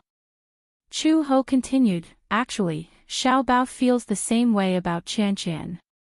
However, he likes his younger sister very much, but he doesn't like his younger brother at all. Yun Shishir was surprised. Why? Maybe it's because the same sex attracts and the opposite sex repels. That was a perfect answer. Yun Shishir couldn't stop laughing. The atmosphere in the ward was joyous and harmonious. It had been a few days and the ward had been gloomy. Now that Xiao Yichen was back, the cheerful atmosphere finally returned. When Xiao Yichen returned to the ward, he was still on the same bed. Although he couldn't leave the hospital for the time being, at least everything was stable after he was vaccinated. Although the public was still in a state of panic about the spread of the flu, they were still optimistic about the vaccine that was released this time. The atmosphere in the hospital was no longer lifeless. All the patients had new expectations for their lives. Soon, Xiaobao came back with the good news that he could leave the quarantine zone. On the day that Xiaobao left the quarantine zone, he was in good condition. Although he was in the first batch to receive the vaccine, he came out 2 days later than Xiao Yichen. The doctor confirmed it again and again, and Chu Ho also asked about it. Overall, Xiaobao's condition was good and stable, but it was slightly worse than expected. As long as he was given more nutrition, there would be no problem. When Xiaobao came out of the quarantine zone, Xiao Yichen had almost recovered. Ever since he left the quarantine zone and returned to the ward, Yun Shishir was full of energy. Every day, she would eat fish soup and bones to nourish Xiao Yichen's body. She couldn't wait to quickly recover in 3 to 5 days. Xiao Yichen regained a lot of energy after eating so much fish and meat, as well as fruits and vegetables. Therefore, not long after, he could get out of bed and jump around. Xiao Yichen's physical strength had decreased a lot after he was born with the disease, so he started to exercise after he recovered. He had to do 100 sets of push-ups every day. When Xiaobao came out of the quarantine zone, he was even sicker than Xiao Yichen. He lay on the bed, unable to move at all. If it weren't for Xiao Yichen, Chu Ho would have been worried sick. However, when he thought about how Xiao Yichen had been like this when he came out and how he was still as lively as ever under Yun Shishir's care, Chu Ho wasn't worried at all. The welcoming ceremony was naturally very grand. When Xiaobao was pushed into the ward, there were fireworks and a small corolla made by Yueyao. However, Xiaobao couldn't do anything other than lie on the bed. Chu Ho walked over to Xiaobao with heartache and picked him up. Xiaobao said weakly, "Mom, can you fulfill a wish of mine?" "What wish?" Xiaobao pouted and tears almost fell from his eyes. "I want to eat ice cream." Everyone was silent. There was a long dead silence. Xiao Yichen was the first to laugh. "Ha ha ha ha ha. Ice cream." Xiaobao's first goal after coming out of the quarantine zone was to eat ice cream. Chu Ho didn't know whether to laugh or cry. Xiaobao cried out pitifully, "In the quarantine zone, no one let me eat ice cream. I haven't eaten ice cream in a long time." Chapter 45-68. Chu Ho did not know whether to laugh or cry. She could not bear to see him like this. However, given Xiaobao's current condition, he could not eat ice cream. Hence, she had no choice but to coax him. Okay. You can eat ice cream after you've completely recovered, okay?" Xiaobao did not give up. "I want to eat it. I want to eat it. I've been holding it in for a long time. I feel like I'd rather die without ice cream." When Yu heard this, she mocked, "Impressive, Xiaobao. You actually know how to use idioms. Looks like my training of you wasn't in vain." "Humph." Xiaobao ignored Yu. Xiao Yichen said, "Let him eat it. I think he can't wait to go back to the quarantine zone." Xiaobao was instantly terrified. What does eating ice cream have to do with going back to the quarantine zone? The doctor didn't let you eat ice cream because if you eat it, it's cold and sweet. If your cough recurs and you develop pneumonia, you'll have to go back. Ha ha ha. Xiao Yichen said, "Eat it, eat it. Do you want me to buy it for you?" Yun Shishir reminded him weakly, "Xiao Yichen, you can't leave the ward yet." "Then Mommy will buy it for him." Xiaobao suddenly snorted in a fit of pique. "Forget it. I'm not eating it." Everyone smiled knowingly. Xiaobao was probably the most cowardly and afraid of death among this group of children. There was no use in making threats and promises. If they told him directly that eating ice cream would worsen his condition, it would mean that he would have to be on countless drips and injections, and that would be enough to scare him. Xiao Bao raised his hand to show Chu Ho the dense needle marks and the residual needles on his hand. He sought comfort. "Mommy, look at my hand." After being on the drip for a long time, both his arms were slightly swollen. Due to the long period of infusion, the needle in his left hand was almost gone, so he switched to his right hand. If his right hand wasn't enough, he switched to his forehead and instep. In short, Xiao Bao felt that when he drank water, water would seep out from these densely packed needle holes. Xiao Yichen disagreed. "Tisk, tsk. How delicate. I get more injections every day than you do." "What did I say?" Xiao Bao glanced at Xiao Yichen with a gloomy expression. "Who wants to be compared to you? You're not human. What kind of normal child would play with a gun? What kind of normal child would practice handstands in the ward when he was so ill?" "Mom, I'm telling you, Xiao Yichen is a pervert. For a period of time, he did handstands in the ward every day." At that time, Xiao Bao was already paralyzed on the bed, and it was difficult for him to get up. Suffering from the flu and lying down for a long time, she was basically lifeless. Xiao Yichen explained, "At that time, I felt weak all over, so I thought that I should exercise. Otherwise, I wouldn't be able to get out of bed." Yun Shishir was speechless. The doctor and nurse had already told her about this. Xiao Yichen thought that his muscle weakness was caused by being bedridden for a long time. Therefore, he forced himself to do handstands and push-ups. Even when his condition worsened, he could still do a few sets a day. What was even more perverse was that his appetite was not bad. It was so good that it made one's hair stand on end. It was because he ate too much that he vomited after eating, and his stomach almost burned out. Actually, the muscle weakness was caused by the long period of infusion. In addition, he didn't have enough nutrition, so he couldn't eat and drink too much. He could only eat in moderation. Chapter 45-69. Every time the nurse saw him, the latter would be stunned. Yun Shishir even suspected that his good health had been damaged because of him. Today is a day worth celebrating. Chu Ho had always been serious. Now that Xiao Bao was finally released from prison, she smiled happily. Today is the day that the two little guys are reborn. No matter what, it would be great if we could have a good drink tonight. Yun Shishir's eyes lit up when she heard that. "That's a really good suggestion." Mu Yaja said, "It would be even better if there was red wine." Chu Ho shook her head. "It's such a hot day. Why don't we drink beer? It'll relieve the heat and we won't get drunk easily." Yun Shishir seemed to have figured something out. In that case, Chu He's alcohol tolerance doesn't seem to be very good. Chu Ho retorted, "Better than you." Yun Shishir suddenly turned her head and said to Mu Yaja, "Let's have a good drink tonight." "Okay." It's rare to be so happy.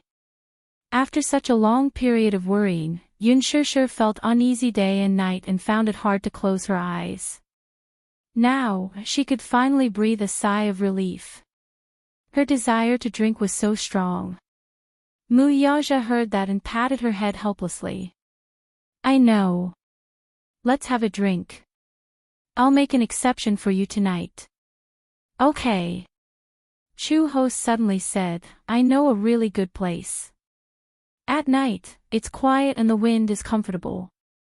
Also, no one will disturb you." Yun Shishir reminded him, "You can't leave the hospital." "It's in the hospital." "Where?" "You'll know tonight." Chu Ho said mysteriously. At night, Yun Shishir went to the supermarket to buy a lot of cooked vegetables. They were the kind that had been processed and could be eaten directly. Although they weren't exquisite and were relatively cheap, most office workers who didn't have time to cook would go to the supermarket to buy cooked vegetables. The taste was definitely not top-notch, but it was still not bad. After buying cooked vegetables, a case of beer, peanuts, and kimchi, the group of people entered the hospital under the cover of the big meal. Chu-ho led a group of people to the balcony of the hospital. It turned out that the perfect place she was talking about was the hospital's balcony. It was big and spacious. During the day, many doctors and nurses would wash their work clothes and dry them here. At night, all the clothes would be taken away, leaving only the bare clothes rack. After moving the clothes rack away, Yun Shishir spread out the soft cushions she bought on the balcony. It was a very large area, and the group of people sat on it.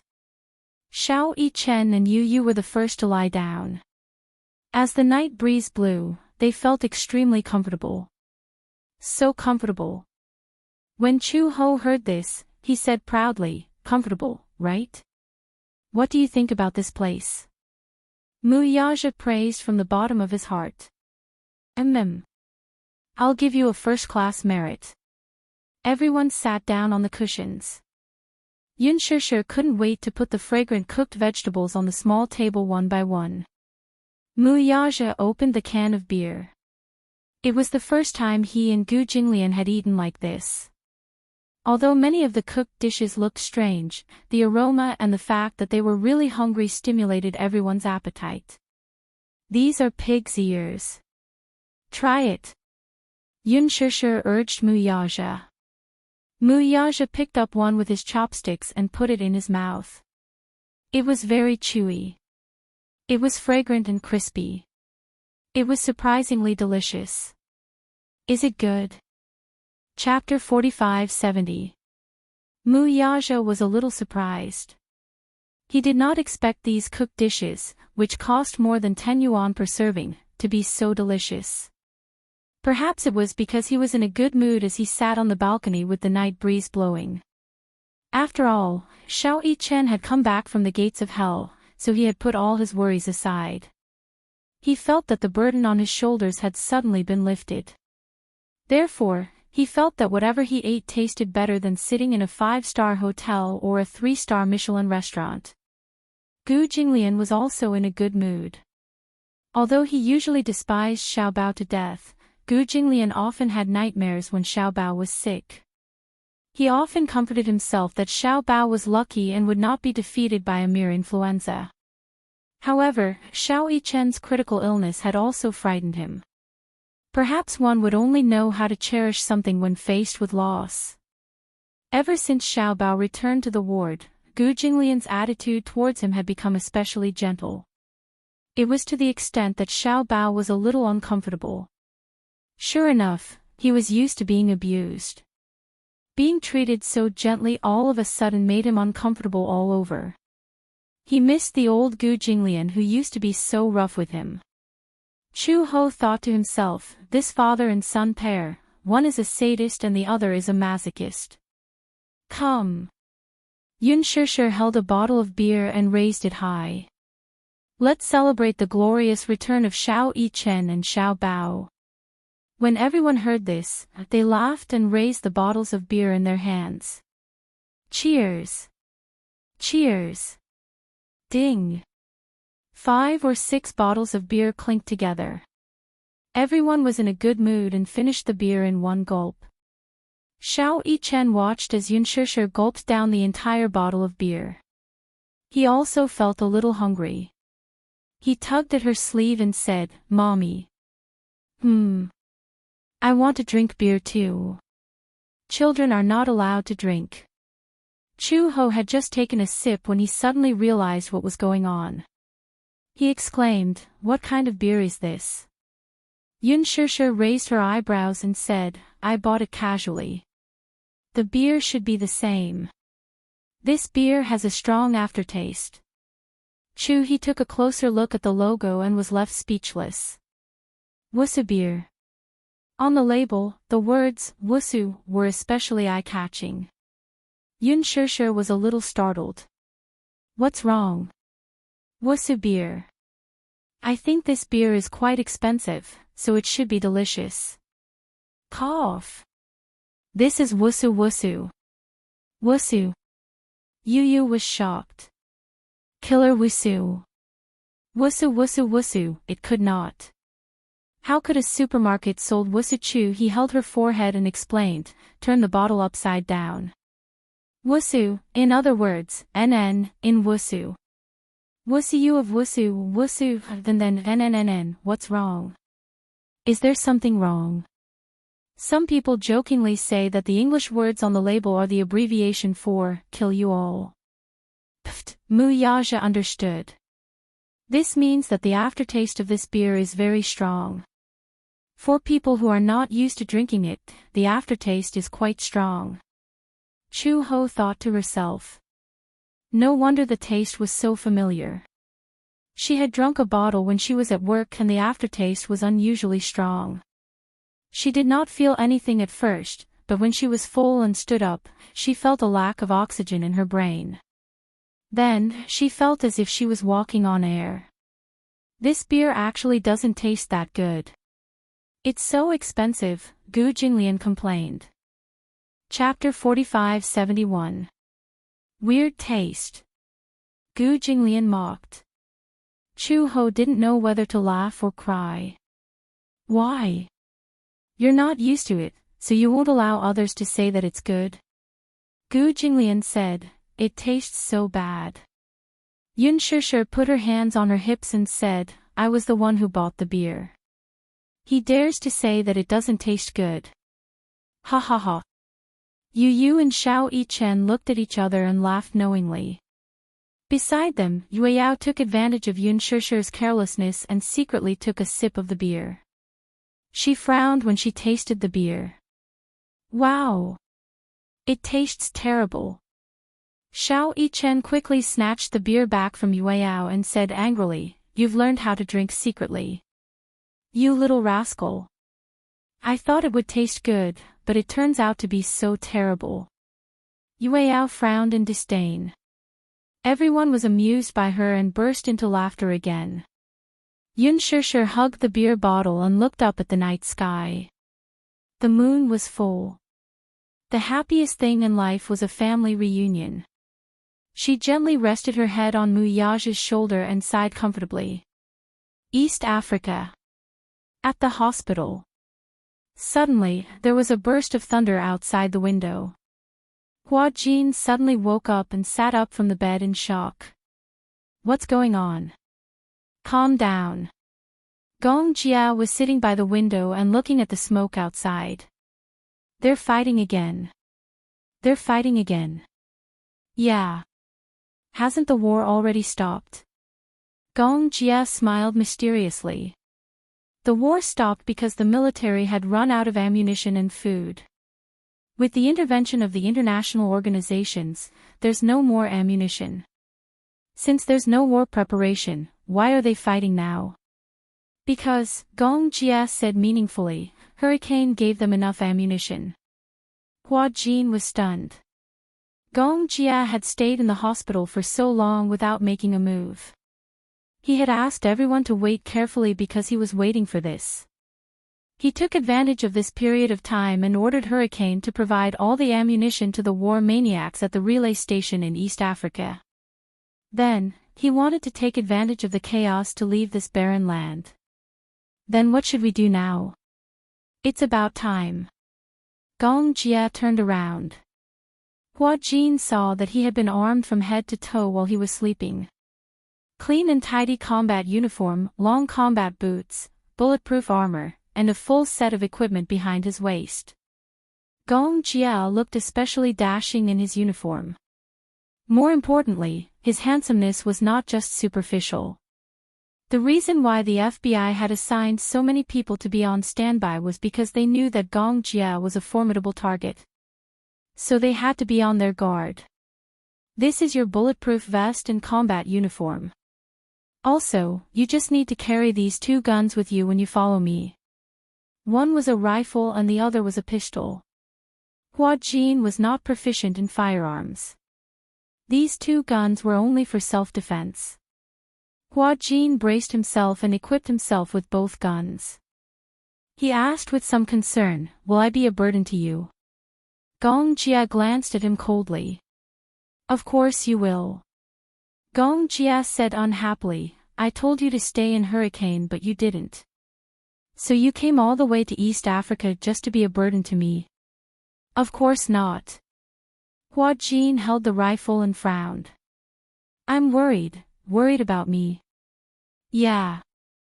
Chapter 45-72. I'm not as weak as you think. But, Hua Jin said seriously, Alice looked very nervous, so I thought you were in danger.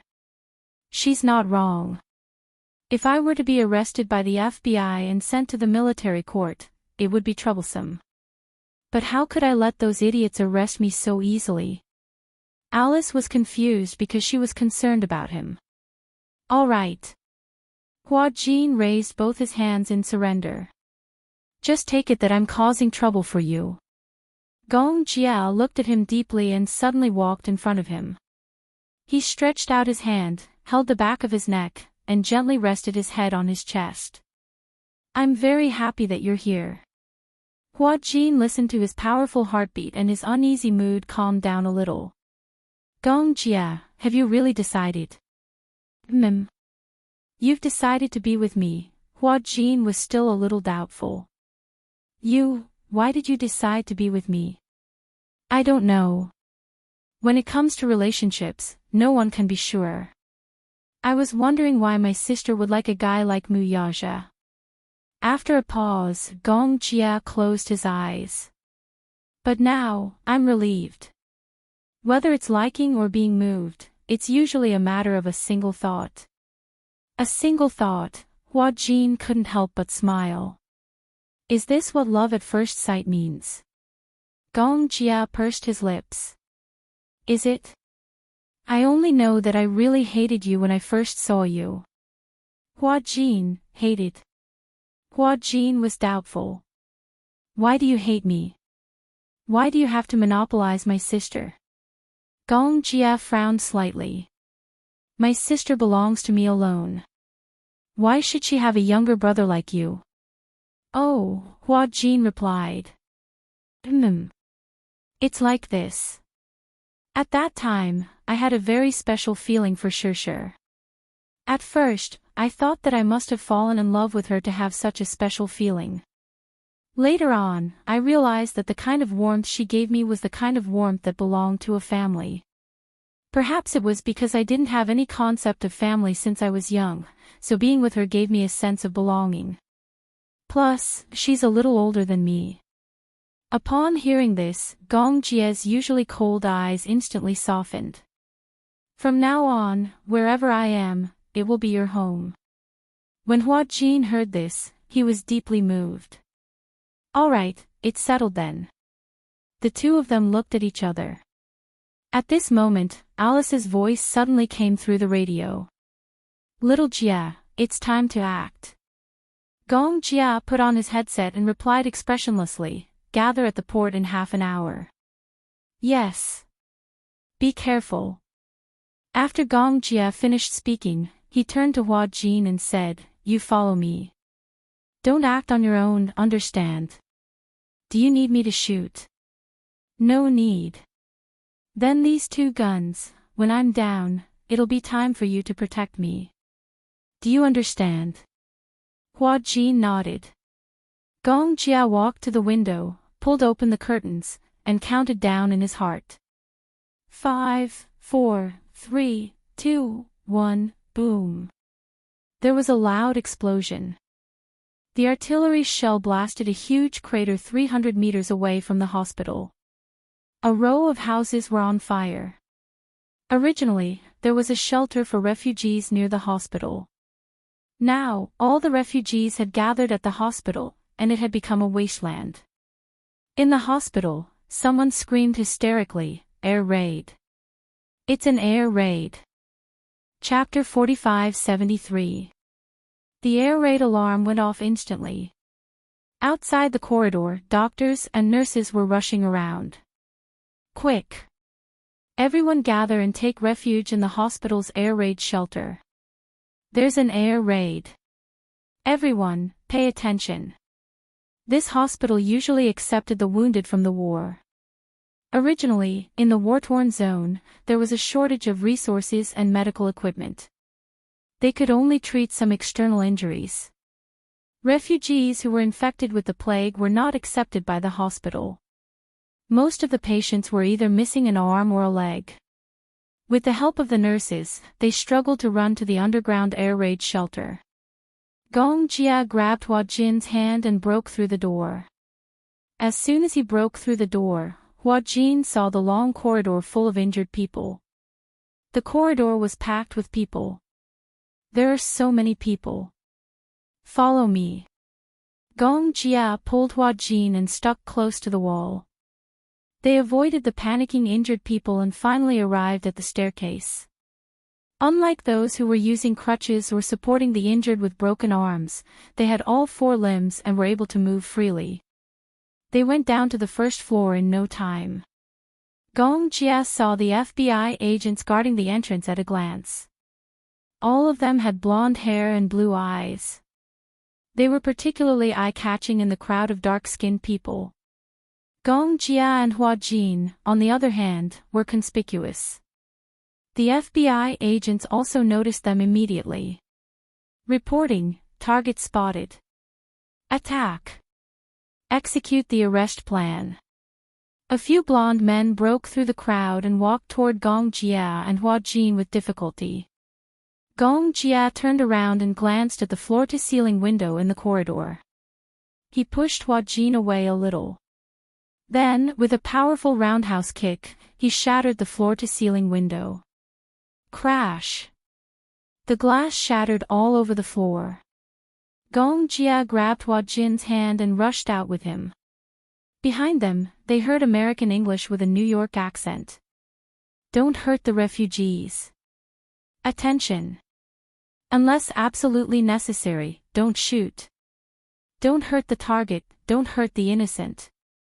When the FBI carried out their plan, they first had to comply with international security laws.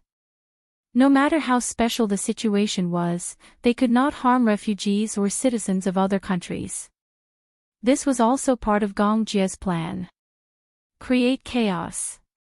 Taking advantage of the chaos, they could shake off the FBI's pursuit. In fact, things were going according to his plan. Gong Jia held Hua Jin's hand and rushed through the crowd to find his men guarding outside the door. Two of the mercenaries had already driven a car over. When they saw Gong Jia and Hua Jin running over, the car immediately started. Gong Jia helped Hua Jin into the car first. The engine had already started and the car was already more than 10 meters away. He ran a few steps and jumped into the car. With one hand on the car door and the other holding the gun, he turned around and saw the two agents chasing after him at lightning speed. He took out his gun, aimed at one of the men's knees, and shot twice. When the other agent saw that Gong Jia was about to leave, he couldn't hold back anymore. He raised his wrist and aimed his gun at Gong Jia's knees. Hua Jin saw it, but before he could shout, Gong Jia had already made the first move. Bang! He shot that man's wrist. Ouch! The car quickly shook them off. Gong Jia got into the car and slammed the door shut. He smoothed his messy hair and finally heaved a sigh of relief. Hua Jin asked, "Are we safe now?" "Not yet. Before we board the ship, we are still in danger." Gong Jia turned his head and looked at Hua Jin. "Are you scared?" Chapter 45-74. There was a kind of superstition about him. He always felt that Gong Jia, this name, this man, was omnipotent. As long as he was here, even if the sky fell down and the world ended, he would protect him and ensure his safety. The car drove towards the port. Hua Jin suddenly asked suspiciously, "Will there be FBI agents at the port?" "I don't know." Gong Jia looked at the back of the car through the window and did not see anyone chasing after them. Now that there's a riot, those American guys should be panicking. After Gong Jia said that, Hua Jin still did not let down his guard. Until the car reached the port, everything was unbelievably smooth. Alice was already waiting at the port. When she saw Gong Jia and Hua Jin, she immediately walked over. Here again, Hua Jin held his forehead with a headache. The last time I was here, I think I was kidnapped to East Africa. Not long after, I'm revisiting the old place. Don't tell me you can't bear to leave East Africa and refuse to leave. No. Hua Jin immediately showed a frightened expression. I can't wait to put on my wings and leave this place. Alright, cut the crap. Hurry up and get on the boat. Alice kicked Hua Jin's back and chased him onto the boat. Feeling aggrieved, Hua Jin turned around and glared at her resentfully. Violent woman. If you continue to talk nonsense, I won't use this to chase you onto the boat. As Alice said that, she pulled out a gun from her waist belt and aimed it at him. Hua Jin was so frightened that he quickly shrunk his shoulders and boarded the boat. Gong Jia stepped onto the boat ladder and turned around to look at Alice. He wanted to say something but stopped. In the end, he did not say anything. Alice looked at him and suddenly smiled. Why are you looking at me? Nothing. Gong Jia casually threw the gun at her. Alice caught it and shook her head helplessly. She took the opportunity to clip the gun behind her waist. With just a glance, they understood each other's intentions. Alice exhaled, turned around, and boarded the ship. The armed cargo ship gradually left the port. Hua Jin leaned against the bow of the ship and looked at the distant mountain peak. Peace is great. It's great to live in a peaceful country. Life was too fragile. Therefore, he had to cherish the present and grasp the present. Gong Jia walked to his side and leaned against the bow with him. He gently bumped his shoulder and asked, "What are you thinking about?" "I'm thinking that it's precisely because life is so fragile that we should cherish it even more." Gong Jia smiled deeply. "You don't have to cherish life. You just have to cherish me." "What do you mean by cherishing?" "Seize every minute and second of being together." Gong Jia rarely said such romantic words. Hua Jin was flattered. He stared at him. Suddenly, he leaned over, put his arms around the back of his neck, and kissed him deeply. He rarely took the initiative to kiss him. Gong Jia smiled and hugged his shoulders. While enjoying the kiss, he also deepened the kiss. This was a kiss after surviving a disaster. It was also a kiss that Hua Jin had been late for a long time. Under the setting sun, Gong Jia and Hua Jin kissed tightly. The warm rays of the sunset poured down on their bodies, softly plating their figures with a layer of gold. They were so beautiful that they looked like sculptures. Alice stood at the head of the lower deck. Separated by the railing, the sea breeze blew on her face. It had been a long time since she felt cool. Chapter 45-75. In a dilapidated house in the capital. It had just rained heavily, and even the air felt damp. In addition, there was also the smell of green grass in the air. Bai Ran did not like this smell very much. She sat in front of the table by the window and looked out of the window in a daze. She did not like the wet grass smell in the air, but she had to open the window to get some fresh air after the heavy rain. The table in front of her was very old. When she was studying, this table was piled full of review questions and homework. After graduation, it was cleaned up a little and became a simple dressing table. There were some cheap skincare products on it, the most basic moisturizing products. A facial mask was only 5 yuan, but it was still a little extravagant for her, who had just graduated and only had a salary of 4,000 to 5,000 yuan. She did not dare to be too extravagant. She applied it once every 4 days, on her face, neck, and knees. In short, she made the best use of everything. Although she had just graduated and her salary was not high, Bai Ran had been very vain since she was young. Sitting in front of the mirror, Bai Ran looked at her face in the mirror and was slightly lost in thought. The 24-year-old Bai Ran had already grown into a slender and elegant woman. She looked like a beauty. Bai Ran. Are you ready? Someone shouted outside the door. Byron gently patted her face that was stiff because of nervousness and hurriedly stood up. Yes, I'm ready. She walked into the narrow living room and saw a middle-aged woman waiting for her. Seeing that she was wearing ordinary clothes, she could not help but feel a little disgusted. How can you dress like this for such a big event like a blind date? Don't you think it's embarrassing? Auntie, I don't have any nice dresses. This is the most decent one. Byron paused and asked tentatively, so it's another blind date. How many blind dates have you had this week? You know. Since you know, don't let me down. You're not young anymore. It's better to get married early. Byron said weakly, Auntie, I'm only 24 years old. Marriage is not urgent, right? You're not in a hurry, but I'm not in a hurry. How long do you want me to take care of you? Byron's breathing suddenly became rapid. There were several times when she wanted to leave this house, but she had just started working and did not have much savings. It was not easy to save a few thousand yuan, but it was not even enough to pay the rent. The memories of his childhood were already very distant. She vaguely remembered that when she was in kindergarten, her parents had left her in a car accident, along with the child she was pregnant with. Overnight, there was only one person left in the warm home.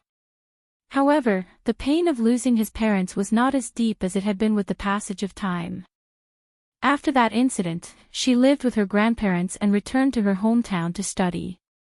However, when she was in junior high school, her grandfather passed away from lung cancer. On the 7th day of her grandfather's death, her grandmother died of a myocardial infarction due to the heavy blow. She died suddenly in front of her grandfather's memorial tablet.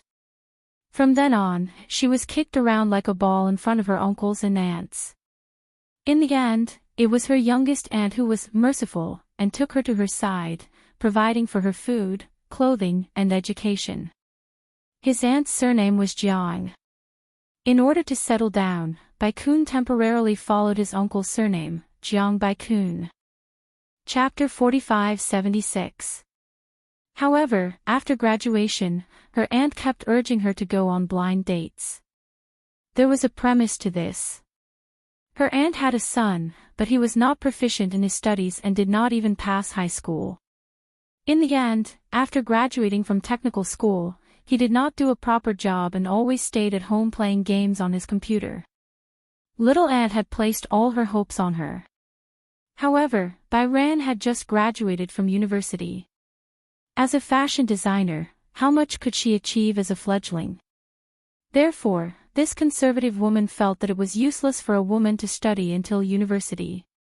It was better for her to get married as soon as possible. However, blind dates were definitely not that simple. This little aunt had conditions for the blind date. The first requirement for the person she found for Byron was that he had a successful career. Even if he did not have a successful career, he had to be rich. As a betrothal gift, a house in the capital had to be transferred to her son's name. The first blind date was with a demolition family. A house in the capital had been demolished, and he was worth hundreds of millions. However, he was divorced and had a child. The second blind date was with a small boss, but he was old. She had gone on blind dates several times, and he was not younger than 35 years old. Byron was angry. What did they take her for? Every time she protested, her aunt would take it for granted. She had raised her for so long, studied in the capital, and spent money on food and clothes. Now that she was of age, shouldn't she repay her? Her uncle's family was in the capital and they were old citizens. Other than the old and broken house left behind by their grandparents, their son was getting married, and they did not have a wedding house. Which girl would be willing to marry a man who did not do a proper job and had no education or ability? And a family of 4 squeezed into a 50-square-meter house. Byron was young and beautiful, so she was naturally the target of her aunt's expectations.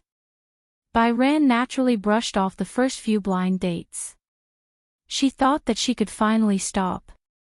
Not long after, she found another person for her. Today, she did not know how to brush it off. Bai Ran took the address and walked out of the neighborhood. Suddenly, she felt very sad. She just wanted to do her job properly. Yi Yuqin watched Bai Ran leave the neighborhood with a gloomy face. What sin have I committed to bring back such a money-losing thing? If she drives away the blind date today, I will definitely chase her out with a broom. A middle-aged man's lazy voice came from behind. What kind of person did you find for her today? Yi Yuqin turned around. She was quite satisfied at the mention of her blind date. I heard that he's the boss of a renovation company. He's quite rich and agreed to my conditions. He has seen her photo. As long as she agrees, any condition is negotiable. Who knows, she might have angered them away again. She's really capable in this aspect. She dares. Yi Yuqin was infuriated. I was having a good conversation. She dares to push me away again. They took the bus to the subway and finally arrived at the cafe in the city center after passing through the crowd. After the rain, the sun soon came out, and it became a little stuffy. This cafe was one of the more famous ones in the capital. Sitting in the cafe, Bai Ran added the man's WeChat and sent a message, I'm here. Wait for me, I'll be there soon. Chapter 45-77. Temperament was really a magical thing. Just by looking at this handsome back, she could vaguely imagine that it should be a young and handsome man. She retracted her gaze and looked out of the window, only to see a middle-aged balding man hurriedly passing by the window. She looked at him until she saw him walk into the coffee shop. Suddenly, she had a bad premonition. Bai Ran stared blankly as the man walked in front of her and said in a very apologetic tone, Sorry, I'm 5 minutes late. Did you wait long? Ah. No, I just arrived too. Bai Ran's face stiffened as she clenched her fists. She actually didn't have any expectations, but she didn't expect that her aunt would find a man of this age for her. The man politely raised his hand, tucked his sparse hair behind his ear, and sat down. Do you want something to drink? I'm fine. Milk coffee, is that okay? Yes. The man called the waiter over and ordered 2 cups of coffee and some desserts. Then, he turned his head and looked at the girl opposite him. It could be seen that the Bai Ran opposite him was young, immature, and had a hint of immaturity. Her appearance was beautiful and exquisite. Most importantly, her temperament was excellent, with a hint of scholarly aura. It was said that she was a graduate of a famous university. In that case, her brain was also very bright. For a businessman like him, when looking for a partner, he also looked at the other party's education. The man smiled and said, Let me introduce myself first. My name is Mo Kong. I'm 39 years old this year. I've been married twice before, but I don't have any children. What about you? Bai Ran lowered her eyes and didn't look at him. Bai Ran, 24 years old. I just graduated. Do you have a job? Yes. Let me tell you about my general situation. The man began to introduce himself. From the renovation company he ran, the size of its scale, the annual benefits, how many apartments he had in the capital, how much the property fee was per square meter, how much the property fee was per square meter, how much the car he drove, and even the annual insurance premiums of the car would be taken out to brag. His mouth, other than a mouthful of teeth that were yellowed by smoke, was filled with a strong sense of superiority. The more Bai Ran listened, the more disgusted she became. The man was boasting while paying attention to Bai Ran's expression. However, he didn't see any yearning or interest on her face. Instead, he saw a kind of boredom. What happened? The man asked with concern. I've said so much, but you haven't told me about yourself. Bai Ran sighed. Mr. Mo, to tell you the truth, this blind date with you was forced by my aunt. Yes, I know, the man said with a knowing tone. Byran continued, actually, I haven't decided to get married yet. The man's face stiffened. You don't plan to get married? Are you rejecting me? Or, did he want to use this opportunity to raise more conditions? Byran took a deep breath and said, You're very good. I can't match you. So, Mr. Mo, why don't you look for someone else for the blind date? She wanted to end this blind date in a perfunctory manner. After she finished speaking, she was about to pick up her bag. Just as she was about to get up, the man's face suddenly darkened. You and your aunt are singing the same tune. Are you playing with me? No. Chapter 45-78. Jiangbai, I think you still haven't figured it out, have you? Your aunt has told me everything about you. Do you really not know what she's thinking right now, or are you pretending not to know? She's in a hurry to marry you off, do you know that? Byran was stunned and fell onto the sofa. Humph. I was wrong. She's not marrying you off. She just wants to sell you to me. I'll buy it, okay. What did you say? The man knocked on the table. I heard that your cousin has never worked since he graduated from a technical school. Does your aunt have any other houses? Who doesn't want to have a house and a car when they get married now? But why don't you look at the current property prices? They're easily tens of thousands of yuan per square meter. As for me, I'm sincere. If you're willing to marry me, then as a betrothal gift, I'll give your aunt a house. This is also your aunt's request. As for you, follow me. As long as you give birth to a fat boy for me in the future, you can enjoy life with me. Byran's face turned ashen. She thought that Yi Yuqin would despise her, but she didn't think that she was being sold. Was this a blind date? Was this human trafficking? A house in exchange for a wife? How could she make such an outrageous request? If it weren't for the fact that you're young, beautiful, highly educated, and have never had a boyfriend in school, with your conditions, a house of more than 10 million yuan. That's too flattering of you. The man paused for a moment, then said, I heard that you've been on a blind date a few times, and they've all been angered back by you. Your aunt has some complaints about this. It's not that I want to criticize you, but you're too willful. Your parents died early, and your aunt worked hard to raise you. Don't you know how to be grateful? Besides, am I not good enough? We definitely won't treat you shabbily for your food and clothing.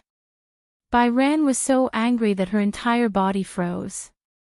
Byran, don't think too highly of yourself. You know very well what your background is. I'm with you, you're the one who made a fortune. Before he could finish, Byran said, Scram. What? Scram. Byran stood up and threw her bag at him. I told you to scram. Did you hear me? The man was infuriated by her attitude. He originally wanted to scold her, but when he looked around and saw that there were so many people watching, he suddenly felt embarrassed. He spat and left without looking back. Bai Kun slumped down powerlessly. She wanted to hold it in, but more and more criticism came from around her. Finally, she couldn't hold back the humiliation in her heart and sobbed. Woo woo woo woo, the people around her kept looking at her. A blind date? What kind of parent is this? She actually found such a man for her daughter. How ungentlemanly. Haven't you heard? Her parents died a long time ago, and she was raised by her aunt. He's being disliked. How pitiful. Diagonally in front, the straight back slowly turned around. The man looked in the direction of Byran and saw her sitting on the sofa in a sorry state. His handsome eyebrows furrowed slightly. He didn't know why, but when he saw her red eyes, his heart was slightly moved. He suddenly stood up and walked towards her. Bai Hao stooped and gritted his teeth. He was crying silently when a handkerchief was handed to him. Chapter 45-79. Bai looked up blankly, only to meet the man's pitiful gaze.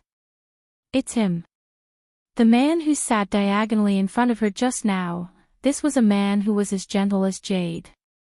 He had handsome facial features, a deep outline, and a pair of eyes that had a faint smile. However, there was a trace of feminine beauty between his brows, but because of this extraordinary smile, it was perfectly blended. She was a little surprised by the handkerchief he handed over, but she still politely thanked him and took it. So embarrassed. She was sitting in such a quiet cafe with so many people, yet she was so down and out. She must have become a laughing stock in everyone's eyes. Can I sit down? The man did not leave, but asked indifferently. Bai did not refuse and nodded lightly. Sit down. The man sat down in front of her. At this moment, Bai's phone suddenly rang. Bai picked up the phone and saw that it was an unknown number. Just as she picked it up, the man's fierce voice came from the other side.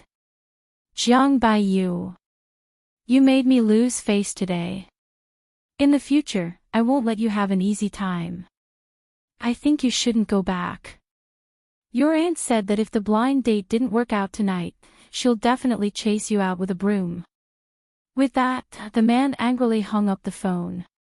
Bai put down the phone with a cold expression, but looked at the man opposite her with a slightly shocked expression. She pursed her lips, feeling even more embarrassed. Your name is Bai? The man suddenly asked. Bai was a little surprised and finally looked at her seriously. She was a little surprised by the man's surprised tone. We have met before. Oh, nothing. The man slightly curled his lips and smiled. The waiter came over and served the coffee. Bai asked, Are you waiting for someone? The man looked out of the window. Same as you. Same. Bai was in disbelief. Do you know why I came to the cafe? Blind date, right? The man's handsome face showed a look of understanding. But, it seems like you were forced. Bai's tears gradually dried up, but she was still very depressed. When she thought about going back and facing her aunt's storm, she felt a heavy stone pressing down on her heart. The man ordered another cup of coffee. Seeing her disappointed expression, he asked, coincidentally, I'm alone too. Do you mind? It's fine, I don't mind. Bai couldn't think of a good place to go. He couldn't go home for the time being. She just wanted to sit quietly for a while. Where are your parents? The man suddenly asked. When I was very young, they died in a car accident, Bai said quietly. It wasn't until later that I heard from my grandmother that my mother was pregnant at that time. In fact, not only did I lose my parents, I also lost a younger brother or sister. She didn't know why, but chatting with this man made her feel relaxed. Therefore, with this topic, it was as if she was pouring out her grievances to him. She poured out all the oppression and pain that she had endured since she was young. Chapter 45-80. The man listened silently, like a loyal listener. Bai said sadly, I know it wasn't easy for her to raise me since I was young, but did she never have any selfish thoughts about me? My cousin couldn't study well, so she placed all her hopes on me. I also promised her that no matter what happened in the future, I would take care of her until she died. But I just graduated not long ago, and my job is just the beginning. How can I have great achievements after graduating?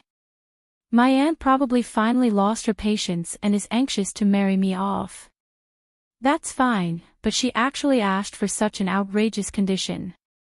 She was wondering why her blind date partner was getting older and had a worse attitude each time. If it wasn't for today, she really wouldn't know that she was being ruthlessly schemed against by her aunt. The man suddenly asked, What do you think about marriage? Bai gently rubbed the handle of the coffee. Actually, I've never had any illusions about marriage. my future husband doesn't need to be too rich, nor does he need to have a wealthy identity. Even if he rents a house, it's fine as long as he gives me a home and doesn't let me wander around." The man was puzzled. "But didn't your aunt ask your future husband to buy her a house?" "I won't compromise on this matter." Bai Yu tried to restrain himself. "Since she raised me up, I won't argue with her about anything. But if she wants to use my marriage to exchange for this house, I'll definitely not do it." The man raised his eyebrows slightly, and his jade-like face suddenly raised a touch of probing. "Then, what do you think of me?" Bai Ran looked up in confusion. The man stared at her eyes seriously and said word by word, "Let's get married. Are you willing?" Bai Ran widened her eyes slightly, and her breathing stopped slightly. Creak, the rusty iron door was pushed open, and Bai Ran's weak voice could be heard. "I'm back." Returning home from the crowded subway station during the evening rush hour, she was already exhausted. Yi Yuqin walked out of the kitchen wearing an apron. She rubbed her hands on the apron and looked expectant. How was the blind date this time? Bai Hao didn't answer. Instead, he wore a lukewarm expression. "Auntie, where did you keep the household register?" Household register? Yi Yuqin did not hide her surprise when she heard that Bai Ran wanted to take the household register. Did this mean that the blind date was a success? Otherwise, what was the point of using the household register? Asking for the household registration booklet meant that they were going to get the marriage certificate. She had never expected this development. Originally, she had been scared out of her wits. However, Bai Ran had angered her blind date and made her run away. Otherwise, she would dawdle. Although she didn't reject the blind date, she didn't explicitly agree either. A long delay meant trouble. She was so surprised that she felt like she was in a dream. Great! This is great! Is this a success? Yi Yuqin's greedy expression appeared on her face. Bai Hao nodded gently. He could see the ambition in her eyes more clearly. "All right, just you wait. I'll get it for you." Yi Yuqin hurriedly rummaged through the drawers and took out the household register. She carefully handed it to Bai Ran. "Are you going to get your marriage certificate now? The Civil Affairs Bureau is closed now." Bai Ran said, "Let's go get the marriage certificate tomorrow." "Aya, this is too sudden." Chapter 4581. At this time, Yi Yuqin started to be hypocritical. My daughter is about to get married. As her aunt, I can't bear to part with her. But I can't keep you by my side all the time. A grown girl can't be kept at home. Since this matter was settled, she had to ask about the house some other day. Yi Yuqin asked indirectly, "Since you've decided to get married, why don't you bring him home to meet you? Do you want to meet him?" "Of course." "Then we'll have to wait until tomorrow." Bai Ran said, "It's too late today. He has something to do." "That's true. This big boss of a renovation company must be very busy. Tomorrow, I'll prepare a table of good wine and dishes. Then, you can call him home and have a meal together. You're getting married, so you have to meet his parents. We've treated you like your biological parents for so many years. In the future, we'll be the ones to send you off to get married." Yi Yuqin's enthusiasm made her even more disappointed. "Okay." She answered hastily and went back to her room. The next day, Bai Ran woke up very early. When she woke up, she received a text message from that man. "Remember to wear a white shirt and put on light makeup." She did not have time to contact the man. Yesterday, the man had mentioned the marriage to her too suddenly. When the man introduced himself, she was not in the mood to listen carefully, so she did not even remember his name. If she asked again, she would feel embarrassed. The reason why she agreed to marry him on a whim was that Bai Ran was getting more and more exhausted by the marriage that her aunt had arranged for her. She had a little interest in revenge and a little bit of anger. Moreover, she had a good impression of this man. Hence, the lightning marriage was completed in one go. As for why the man had chosen her as his marriage partner, the man frankly said that marriage in such a city was too burdensome for someone of his status. The house was easily worth more than 10 million, the car, the gift money. Actually, the marriage he wanted was very simple. A very small house, even if it was only 2 bedrooms and 2 living rooms.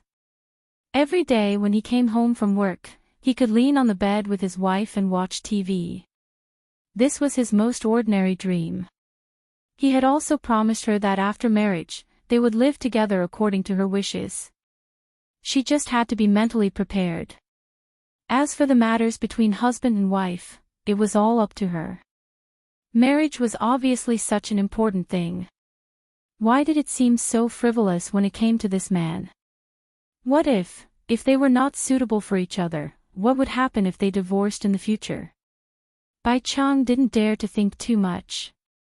Perhaps it was because he was really stimulated that he didn't think too much about the future. Holding the household register and ID card, Bai Ran put on a white shirt, put on some light makeup, and went out. The man sent a text message saying that he was almost at the entrance of the Civil Affairs Bureau. Bai Ran was afraid that the morning rush hour would delay him and make him wait too long, so he took a taxi directly to the entrance of the Civil Affairs Bureau. The man was already in the registration hall. He had asked for 2 forms in advance and was filling them out seriously. Bai Hao walked to him and stood behind him. At first glance, he saw the old man's vigorous handwriting. The name was a little messy, but it looked very nice, like a carefully designed signature. Gu Qingze. Chapter 4582. He was just like his name. This man gave people a feeling of gentleness, and so did his name. Have you been here for a long time? The man looked back at her and said, No, I just got here not long ago. I was afraid that you would wait for too long, so I quickly took a taxi here. There was a bit of traffic on the way. Bai Yin explained carefully and sat down opposite him. The man handed her a pen and paper and said to her, I've already filled in my name. You just have to fill in your name. Okay. Bai Kun held a pen and paper and filled his name in the female column. Then, he copied some words that looked like a declaration and passed it to him. So this man's name was Gu Qingze. It was easy to remember. She remembered it immediately. Gu Qingze saw that she handed him the pen and paper and didn't know whether to laugh or cry.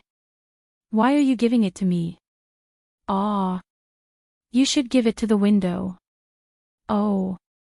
Bai Yin stood up in a panic and was about to walk to the window when the man called out to her again. Wait. What's wrong?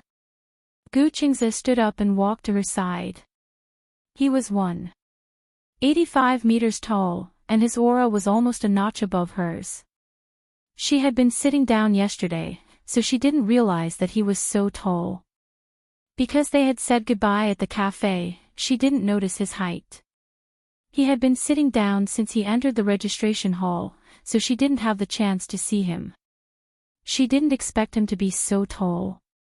Also, from her angle, his side profile was unbelievably exquisite. She had never seen a man with such exquisite features in the real world. The man did not notice her scrutiny. Instead, he took the application form from her hands and handed it to the window. After exchanging a few words with the staff, he turned around and said to her, Did you bring your household register and ID card? Yes, Bai Yin gave him all the documents and asked, I also brought the cost of the production, it's fine. How can I let my wife pay for this? The man said as he took out his wallet. However, the word wife made Bai Yin lower her head shyly. She didn't know where to look. Suddenly, she realized that it seemed unnecessary to keep questioning her choice on the way here. This man seemed to be a good marriage partner. All along, they had been dating before getting married. After dating for so long, once they got married, it was very easy for their marriage to go wrong and fall into crisis. Then, a marriage without any understanding must be even more dangerous, right? She didn't know anything about this man. Although she had never been in a relationship before, he gave her an unprecedented sense of security.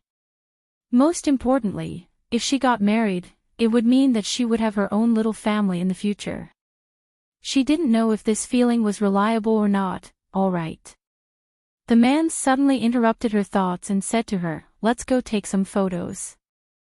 Bai Chong came back to his senses and nodded. He took back his ID card and household register and walked to a room with the man. The photographer stood behind the camera and directed the two of them to sit in front of the red background. The man deliberately wore a white shirt, which was similar to her style. The snow-white shirt made his skin clean and delicate, and his temperament was refined. Chapter 4583. Both of you should sit closer together. Smile, woman, you should smile too. Today is a big day, don't be so stiff. Be more natural. Yes, yes. Your smile is too stiff. The man is holding the woman's shoulder. Gu Qingze raised his hand and gently put it on Bai Ran's shoulder. Bai Hao tried hard to ease his tense mood.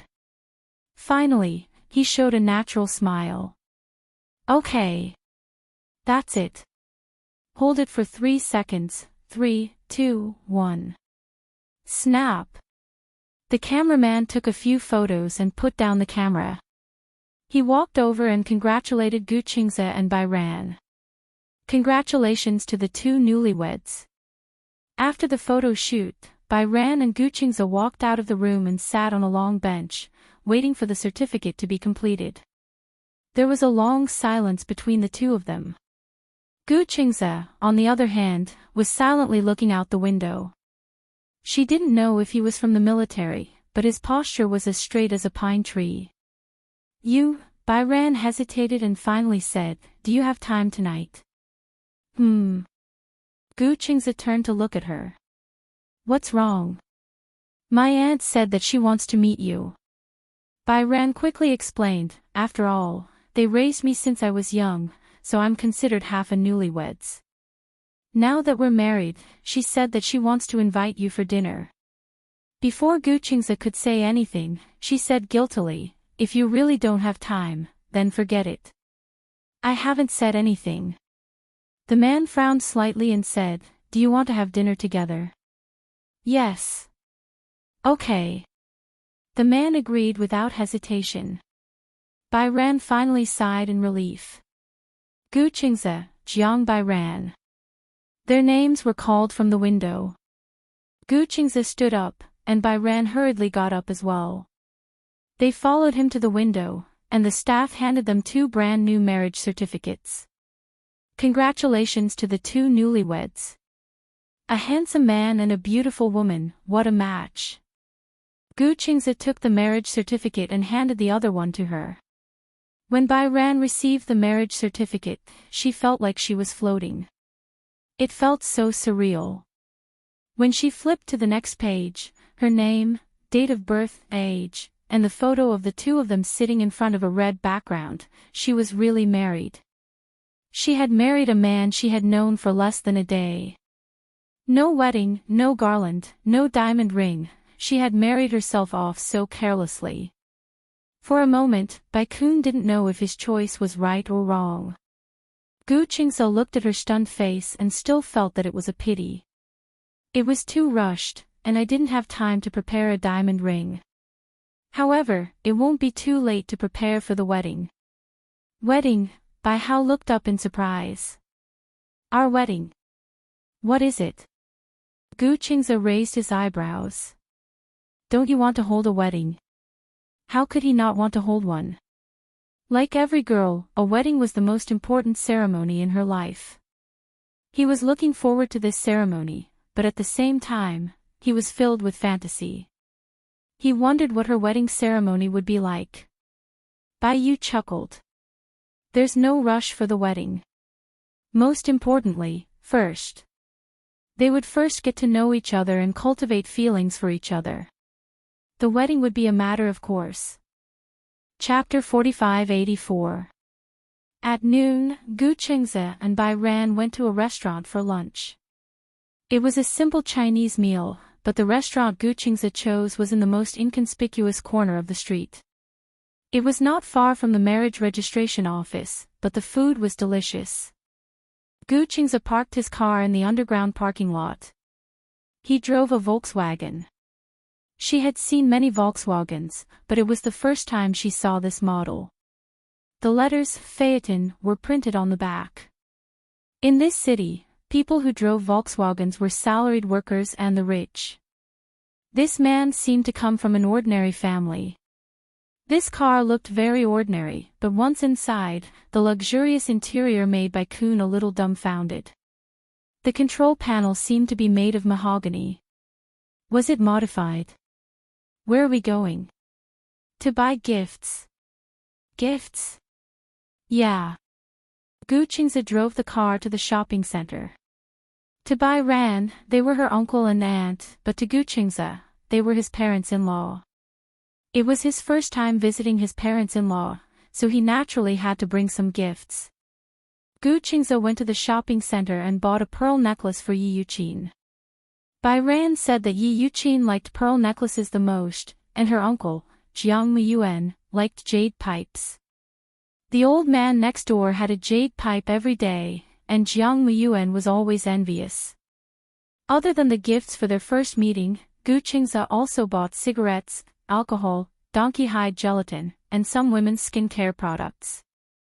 In total, it cost nearly 10,000 yuan. Bai Ran was a little embarrassed. It was her first time eating with Gu Qingze, and she was already spending so much money. When it was time to pay, Bai Ran looked at the number on the meter and felt her scalp tingle. She looked at Gu Qingze's back with guilt and said nervously, "This time. I've made you spend so much money." Gu Qingze turned around and was stunned, but he smiled. "What do you mean by spending money?" "It's my first time meeting my parents-in-law, so I have to be polite." Bai Ran was secretly touched by his thoughtfulness and courtesy. She wondered if her aunt would be satisfied with him when he returned home. Would she let her go? Marrying this man seemed to be the most rebellious thing she had ever done in her life. Due to the fact that her aunt had brought her up, no matter how harsh her aunt was to her, she was used to accepting it. She thought that as long as she married this man, then, in the future, she could finally get away from the endless blind dates. She admitted that when she was with him, he was like a safe haven. When he got home, Gu Qingze parked the car in front of the neighborhood. When he got out of the car, he looked at the shabby neighborhood that was obviously built in the last century and was slightly surprised. Did she live in this place? My house is in this building. Bai Ran pointed at a building in front of him shyly and said, but there's no elevator. We have to climb the stairs. I'm fine. Gu Qingze picked up the gift and said to her, let's go upstairs. He followed behind her and walked up the stairs. However, in the narrow corridor, other than being crowded, the corners were filled with cobwebs, and the originally white walls were covered in dust. The escalator was covered in dust, and the air seemed to be a little turbid. On the first floor, there were 5 households. The smoke was all directed towards the corridor. When it was mealtime, everyone was cooking, and all kinds of smoke and fumes filled the air. Chapter 4585. We're here. She walked to the door. Through the door, Bai Ran could hear the sound of cooking in the kitchen. Bai Ran took out her keys to open the door. Hearing the sound of the door opening, Yi Yuqin walked out of the kitchen. When she saw Bai Ran, she quickly asked, where is he? Bai Ran turned around. At that moment, Gu Qingze stepped through the door. He was so tall that he had to lower his head slightly to enter the door. It felt like he would hit the door frame. His tall height made the whole house seem even shorter. However, when Yi Yuqin saw his incomparably handsome face, her entire body froze. The man in front of her was a little too young. Also, he seemed different from the person in the photo. The owner of the renovation company in the photo was bald and old. What about the man in front of her? He was even better looking than the male celebrities on TV. More importantly, he had an inexplicable aristocratic aura. However, Yi Yuqin quickly pulled Bai Ran aside and asked suspiciously, "Who is this person?" "His name is Gu Qingze. We just registered our marriage today." As she spoke, Bai Ran took out the household registration booklet from her bag and returned it to her. Yi Yuqin immediately knocked the booklet in her hand to the ground. "Gu Qingze. That's not the name of the man I introduced to you on a blind date." Bai Ran explained, "That man didn't like me, so, how is that possible?" Yi Yuqin didn't believe it. "He saw your photo and was very satisfied with you. He couldn't stop praising you. How could he not be satisfied with you? I think you're the one who's not satisfied with him. Auntie, that man is so old. It's fine if you set me up on a blind date, but why do you always find me this kind of man?" Bai Ran also vented her dissatisfaction. Yi Yuqin was furious when she heard that. Gu Qingze walked over and handed the gift to Yi Yuqin. "Hello, Auntie. I'm Gu Qingze. Nice to meet you." Yi Yuqin looked at him, but she was so angry that she couldn't say anything. She ignored Gu Qingze and pulled Bai Ran into her room. After closing the door, she pushed Bai Ran to the wall and asked fiercely, "So, you said you want to get married with the household registration booklet. You want to marry this man?" "Yeah." "So?" Yi Yuqin panicked. "Have you registered your marriage?" "Yes." Bai Yu took a deep breath and puffed out her chest. "He's my husband now." "Pa." What she received was Yi Yuqin's exasperated slap. "Do you know how much money I've spent on this blind date? I gave them a golden bracelet before they were willing to introduce it to me." Who was Emotsong? He was the big boss of Dingxing Renovation Company, and his net worth was close to 100 million. So what if he's old? The most important thing for a man was not his good looks. Could good-looking people make a living? Can it feed you? Bai Kun finally couldn't take it anymore. Why should I rely on a man to support me? Can't I feed myself? You even know how to talk back. Yi Yuqin was about to be slapped again. This time, Bai Ran didn't give in. Instead, he forcefully grabbed her wrist. Chapter 4586. Bai Ran's words were like pearls. "So you raised me just to eat my flesh." These words obviously provoked Yi Yuqin. "What do you mean by eating your flesh? Why do you make it sound so bad?" Yi Yuqin said exasperatedly, "You also know that I raised you, and this is how you repay me. You also admit that you're forcing me to repay you." Bai Ran was so angry that she was about to cry. "Do you know that when I heard that man say that you sold me for a house, I was really disappointed?" "What do you mean I sold you for a house? How did I sell you? I sent you to a rich family to live a good life. Is that my fault? Then why didn't you bless me in him?" The him that Bai Ran was referring to was Gu Qingze. "I'm also very happy with him." Yi Yuqin's face was ferocious. "What can he give you?" Bai Ran gritted her teeth and said, "What he can give me is not important. I think the most important thing is whether he can give you anything." Yi Yuqin was speechless. "Originally, after you registered your marriage with him, he said that he wanted to visit you. In the end, you didn't like him from the moment he entered the house. You're married, right? You have a man to support you, right? You're all grown up now. You dare to talk to me like this? If you're so capable, get out of here and don't come back." Yi Yuqin pointed at the door in a threatening tone. Bai Ran looked at her deeply and suddenly sneered. "Fine. I'll leave." She had heard this countless times.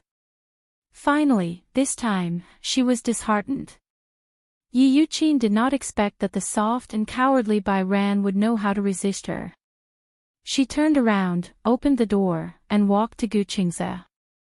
Gu Qingze's expression did not look good. Because he heard the argument between Bai Ran and Yi Yuqin. Seeing Bai Ran walk out, he walked over worriedly and blurted out, "Ran her." Bai Ran looked at him in surprise. Gu Qingze immediately asked, "Are you okay?" Bai Ran ignored the surprise in her heart and shook her head. "I'm fine." She bent down and picked up the gifts that Gu Qingze had bought for her uncle and aunt. She said to him, "Let's go." Gu Qingze understood what she meant. He reached out to hold her hand and walked towards the door. Yi Yuqin was so angry that she couldn't swallow her pride. She walked to the door, looked at their backs, and said fiercely, "If you want to chase them away, don't come back if you have the guts." Bai Yan walked away without looking back. Yi Yuqin was almost angered to death by her decisiveness, but she couldn't bring herself to ask her to stay, so she could only stare helplessly. The car shuttled through the traffic in the city center. Bai Hao sat in the car, silently looking at the street outside the window. Gu Qingze circled the park again and again. Suddenly, he asked, "Where are we going?" "Let's find a hotel." "Hotel?" Gu Qingze didn't know whether to laugh or cry. "Why are we going to a hotel?" With him around, why did she have to go to the hotel? Bai Ran explained, "With my aunt's condition, she won't be able to return home for a while." Idiot. The car suddenly stopped at a crossroad. Gu Qingze turned around and looked at her seriously. "Now, we're already married. Whether it's from a legal or other perspective, your home is where I am. That place is no longer your home." Chapter 4587. Gu Qingze reached out and caressed her cheeks. "Good girl, come home with me." She blushed and lowered her head. She ran her fingers through her hair. "But I look so pathetic. Also, I haven't officially met your parents, my parents don't live with me." Gu Qingze said, "I live alone." "You live alone?" "Yes. But, I'm not mentally prepared yet." Although they were married, living with a man, it seemed too unexpected. She was not mentally prepared at all. Gu Qingze smiled knowingly.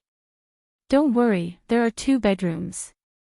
You can sleep wherever you want. By the way, if you're free tomorrow, you can bring your luggage over." Gu Qingze paused and asked, "Do you have any other luggage?" "Actually, I don't have any luggage." Bai Yan smiled bitterly. "After what I did tonight, with my aunt's personality, she will definitely cut my clothes into pieces." She had left in a hurry just now. She should have taken the opportunity to pack her clothes and take them away. Other than clothes and a bunch of skincare products, she did not seem to have anything particularly valuable. Gu Qingze heard and smiled. "If it's clothes, you can buy new ones. Then tomorrow when we get home later, take a shower first and tell me your measurements. The mall is downstairs." Only then did Bai Yu nod. She did not seem to know much about this man. In her impression, he should be a high-class white-collar worker who lived in an ordinary neighborhood. However, looking at his temperament, it did not seem so. Bai Yan and Gu Qingze walked to the entrance of an apartment. The apartment was above the shopping mall. It was a commercial and residential apartment. After entering the apartment, Gu Qingze went to the bathroom to prepare hot water. Bai Yan took the opportunity to look around the room. The apartment was not big. It had 2 bedrooms, 2 living rooms, and a small study. Gu Qingze walked out of the bathroom and saw that she was looking at him curiously. He explained, "I lived in this apartment when I was in university." "Did you buy this?"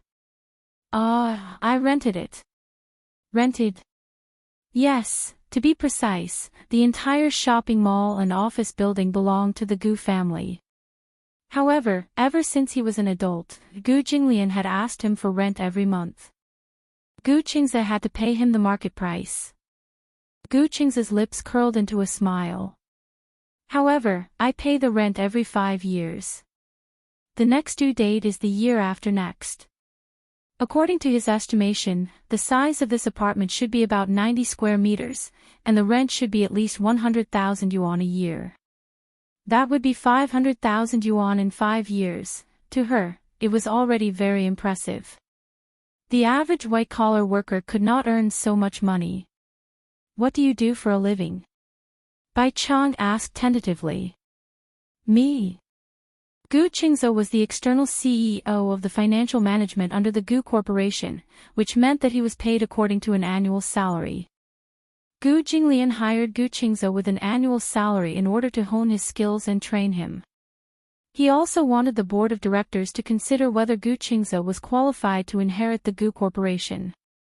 Under normal circumstances, Gu Jinglian's salary was a combination of annual salary and dividends. The annual salary was about 3 million yuan. If the results were good, then the dividends would be very considerable. Chapter 4588. Tell me your measurements. I'll go buy some clothes. Oh, it's best if you tell me all your measurements in detail. Bai Yu blushed and said, shall I write them down? Okay. There was a pen and paper on the table. Bai Yu blushed and wrote down her measurements on the paper. She folded the paper until it was the size of a tofu block before handing it to him. Gu Qingzhe smiled when he saw her put the folded tofu block in her hand. Don't worry, I won't peek. Bai Yu blushed even more when he said that. Gu Qingzhe left the room. Bai Yu entered the bathroom. The water was almost full. She took off her clothes and stepped into the bathtub. The moment the warm water enveloped her, she let out a sigh of contentment.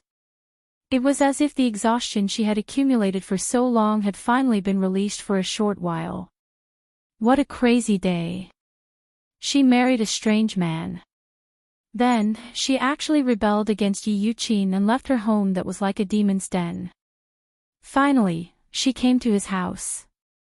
It was too crazy. Bai Yu shyly buried her face in the water and blew bubbles silently.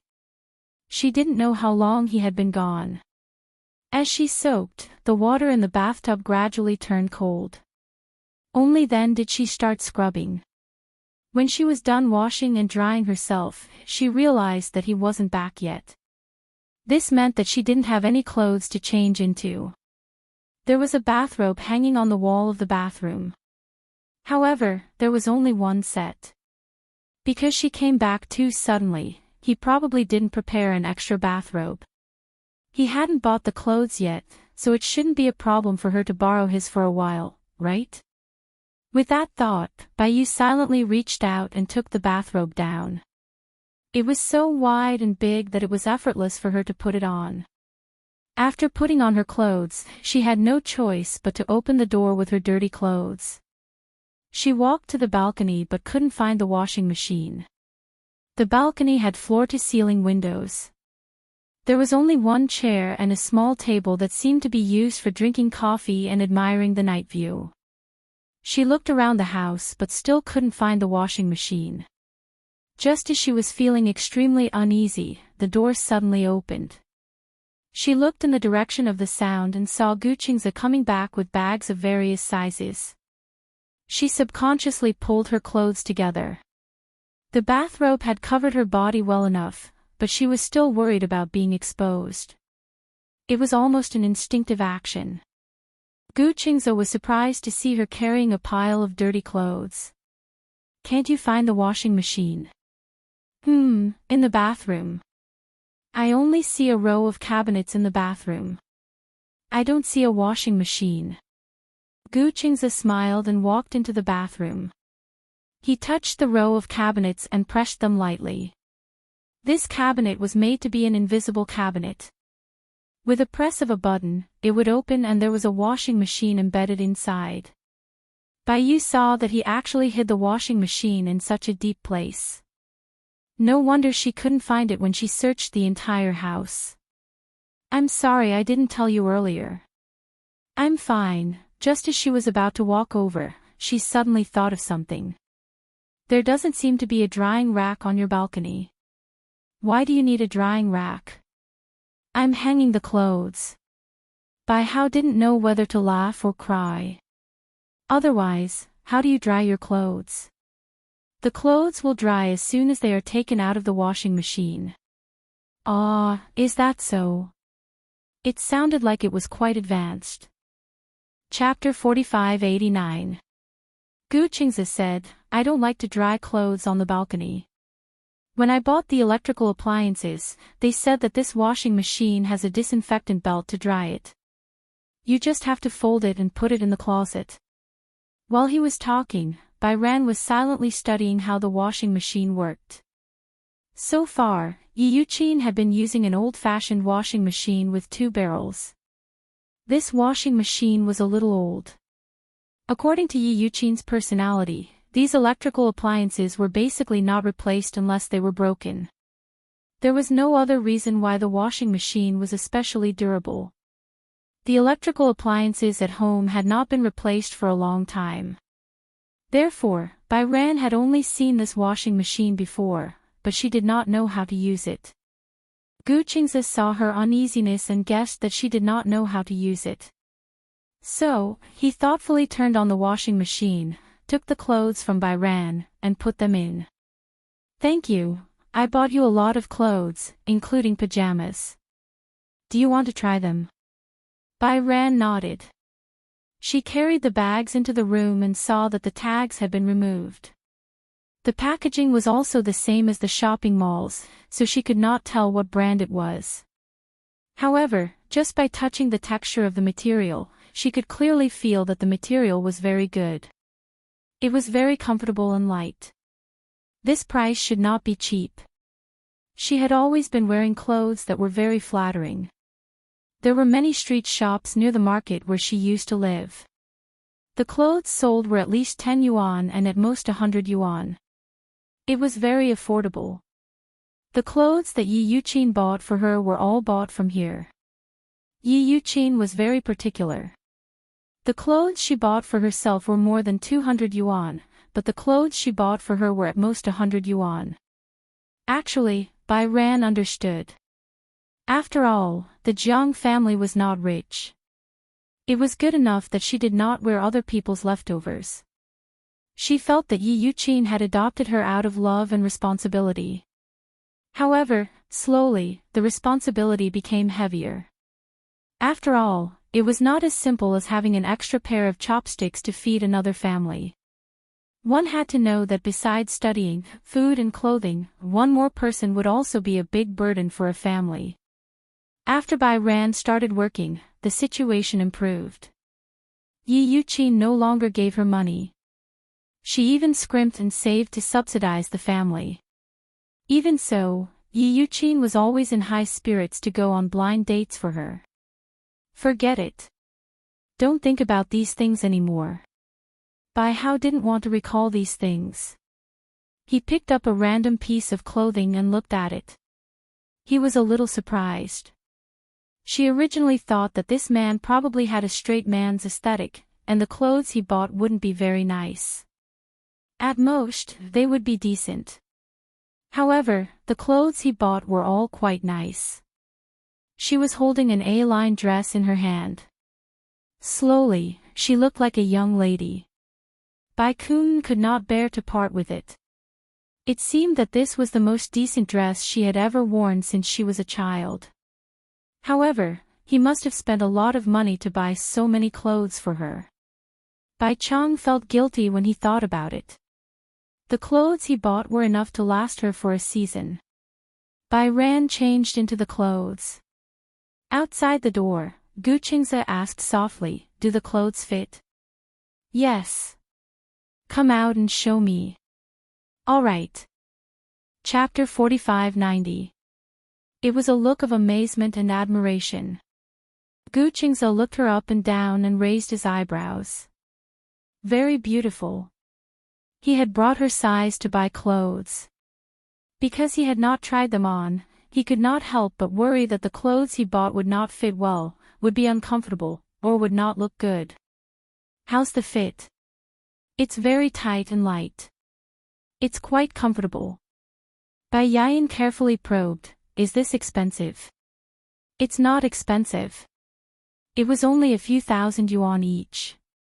However, Gu Qingze did not say anything. He knew that with Bai Yayan's personality, she would probably feel bad about it. Therefore, after buying all the clothes, he specially ordered the manager to remove the tags and change the packaging so that she could not see the brand or the price. This way, she would at least feel at ease wearing it. Moreover, a few thousand yuan each was not expensive at all to Gu Qingze. Bai Yayan thought that the "not expensive" he said was at most a few hundred yuan each. She could not help but exclaim, "A few hundred yuan can buy clothes with such good fabric. It's really affordable." Gu Qingze almost couldn't hold back his laughter. Fortunately, he did not take her to the counter this time. Otherwise, she would definitely not be willing to wear the clothes he bought for her when she saw the price tag. Bai Yayan saw that his eyes were full of praise and smiled shyly. "Really? Yes, I don't lie. This dress looks really good on you. This dress is pretty good to begin with." Gu Qingze heard this and smiled. He walked over and helped her straighten her clothes. Bai Yayan only felt that once he got close, the fragrance of orchids on his body could no longer be resisted. She lowered her head slightly, not daring to let him see the blush on her face. Ever since she was young, she had never stood so intimately with anyone before. Gu Qingze helped her straighten her clothes and said, "Beautiful clothes have to be worn by the right person to show their beauty and value." The praise in his words was self-evident. Bai Yayan was really a very good-looking girl. Her facial features were very gentle and delicate. There were many types of beauty. Some of them were sharp, provocative, and aggressive. Some of them were as calm as water, dull and tasteless. At first sight, one would find them breathtaking, but after looking at them for a long time, one would get bored. But Bai Ran's facial features belonged to the category that one could never get tired of looking at 100 times.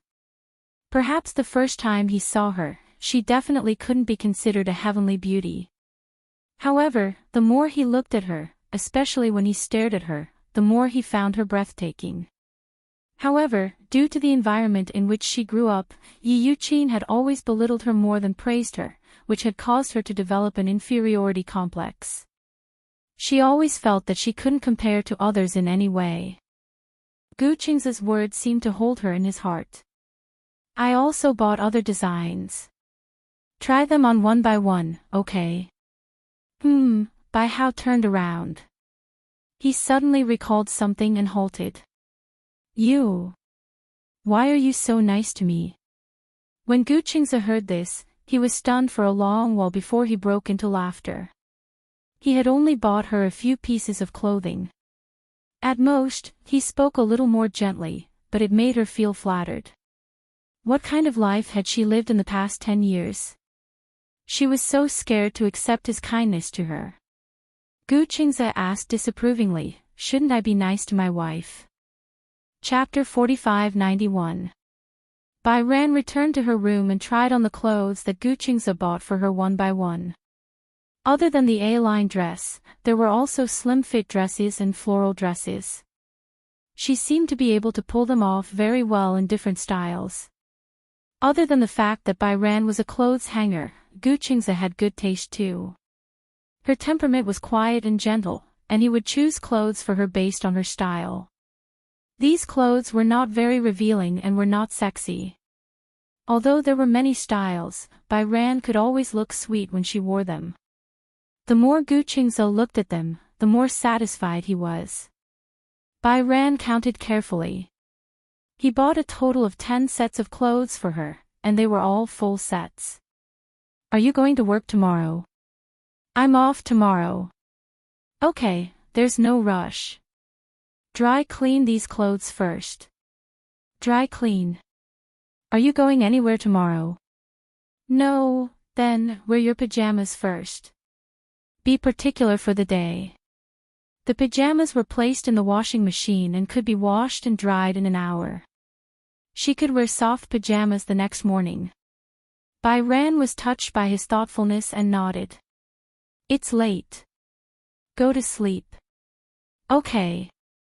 Bai Ran took her phone charger and phone and returned to her room. Just as she laid down on the bed, Bai Ran opened WeChat and saw her best friend Mila sending her endless messages. You're married. You're married. You're married. Then, there was a series of emojis. Bai Ran did not know whether to laugh or cry. She gave her an affirmative reply, yes, I'm married. In the morning, when they went to register their marriage, Bai Ran's mind was empty while waiting for the certificate. She sent a message to her best friend Milo, I'm married. After that, there was no time to reply to her. Too many things had happened today. Lying in bed, she felt exhausted. She opened WeChat and was amused by the series of funny emojis sent by Milo. Oh my god. I can't believe it. I haven't seen you for a few days. What happened? You don't even have a boyfriend. You abandoned me. Goodbye. Our friendship is over. Milo kept complaining like a machine gun, venting her dissatisfaction. The two of them had a very good relationship. Ever since they were in university, there had been a misunderstanding. No discord, no concord. Since then, their relationship had been very good. After moving to the same dormitory, they were inseparable like sisters. Although in today's society, one had to guard against fire, theft, and girlfriends seemed to have gradually become a dangerous person. However, Milo and Baikun were 100% trustworthy in each other's eyes. Mil was a solid friend. Ever since she was young, Bai Yan had always been a very insecure person. Milo had always protected her like a boyfriend. She usually had a neat short haircut, giving people a very neutral style. Milo, tell me, who was it? When I wasn't paying attention, he kidnapped my best girlfriend. Bai Yu didn't know whether to laugh or cry. He called her. As soon as the call connected, Milo started wailing, why did you abandon me to marry a man? Didn't you agree to spend the rest of your life alone? But you secretly got married. Milo, you know about my aunt, right? Milo was silent for a while and regained his serious tone. Yes, I know. She forced you to go on a blind date again. Then, her tone immediately became nervous. Could it be that you married an old man who went on blind dates? Chapter 4592. Bai Yan pondered for a while and finally told her the truth. I married this man in a fit of pique. Pfft, there was the sound of someone vomiting blood on the other end, followed by Mili's angry roar. Don't tell me you married someone in a fit of pique with your aunt. Do you know how hateful my aunt is? What are the conditions she set for the blind date? No matter who it is, whether bald or old, as long as he can give her a house for my cousin to marry a wife, she will agree to marry me to someone else. Milo was so angry that his lungs were about to explode. Isn't this human trafficking in disguise? Yes. Bai Yan felt wronged. So, I found someone to marry. At least, I won't have to face those weird blind dates anymore. Bai Yan felt like vomiting at the mention of blind dates. Milo was dumbfounded. Is this the main point? The main point is the man you married reliable? Anyway, I think he's quite good. He knows how to respect girls and he's also very gentlemanly. Most importantly, Bai Yan recalled Guqing's handsome side profile when he was sitting in the front passenger seat. Her face was burning. Most importantly, he's also very handsome. Don't be fooled by appearances. Handsome men are generally fickle. Mila paused and launched a series of attacks. What's his personality like? How's his family background? What about your parents? Did they agree to your marriage? Do you have a house? Do you have a car? Are the elders easy to get along with? Bai Hao was dumbfounded by the series of questions that came out like a cannon. She looked at the ceiling blankly and then replied in a daze, I didn't even ask. Pfft. There was the sound of someone vomiting blood again. Meili's hoarse voice came through the receiver. Bai Yan. Can you not be so decadent? Ah, no. Meila declared strongly. As your best friend, I want to meet him. Meet? Yes. At least, I can rest assured if I approve it. But I'm already married. You can still get a divorce after you get married. It's just a marriage certificate. It won't bind you forever. Take advantage of the fact that both of you have just gotten married and don't have any children yet. Cut the Gordian knot. Milo asked again, you fell out with your aunt, where are you staying now? If you don't have anywhere to go, then come to my place. I'll take care of you. Hee hee. I'm staying at his house, what? An hour later, Milo rushed to the door of the apartment aggressively and pressed the bell. Just as Bai Ran opened the door, she saw that Gu Qingze had already walked out of the study. When he reached the door and opened it, Milo walked in with his phone in hand. When he saw the man, he was stunned. Oh my God, she covered her face and her eyes widened. Gu Qingze's face was full of confusion. He had no idea what was going on. Frowning, he asked, who are you looking for? Meili's aggressive stance instantly softened. He cleared his throat and lowered his head, not even daring to look at Gu Qingze directly. I'm looking for Bai Ran. Is she here? Milo. Chapter 4593. Bai Ran. Milo entered the door awkwardly and winked at her as she walked over. Gu Qingze turned around and looked at Milo, who was covering his face and did not dare to look at him directly. He was slightly suspicious. Your friend? Yeah. Then, have a seat. Although Gu Qingze was a little surprised that she had barged into their house so late at night, he still treated her as a guest. Bai Ran held her hand and smiled guiltily at Gu Qingze. She's looking for me for something urgent. Let's go into the room to talk. With that, the two of them pushed each other into the room. Gu Qingze stood there in a daze until the two of them entered the room. Then, he shook his head helplessly. In the room, Milo shook Bai Ran's shoulder desperately. Your husband is so handsome, aw. How can he be so handsome, aw? Gu Qingze's appearance belonged to the standard idol drama style. He had fair skin, sword-like eyebrows, peach blossom eyes, and a clean temperament. On the other hand, he had the calm temperament of an old cadre. This type of man was simply an existence that killed women instantly. If your husband debuts, I'll definitely be his fan. Just a second ago, Milo was still questioning her on the phone. Now, she seemed to have become Gu Qingze's die-hard fan.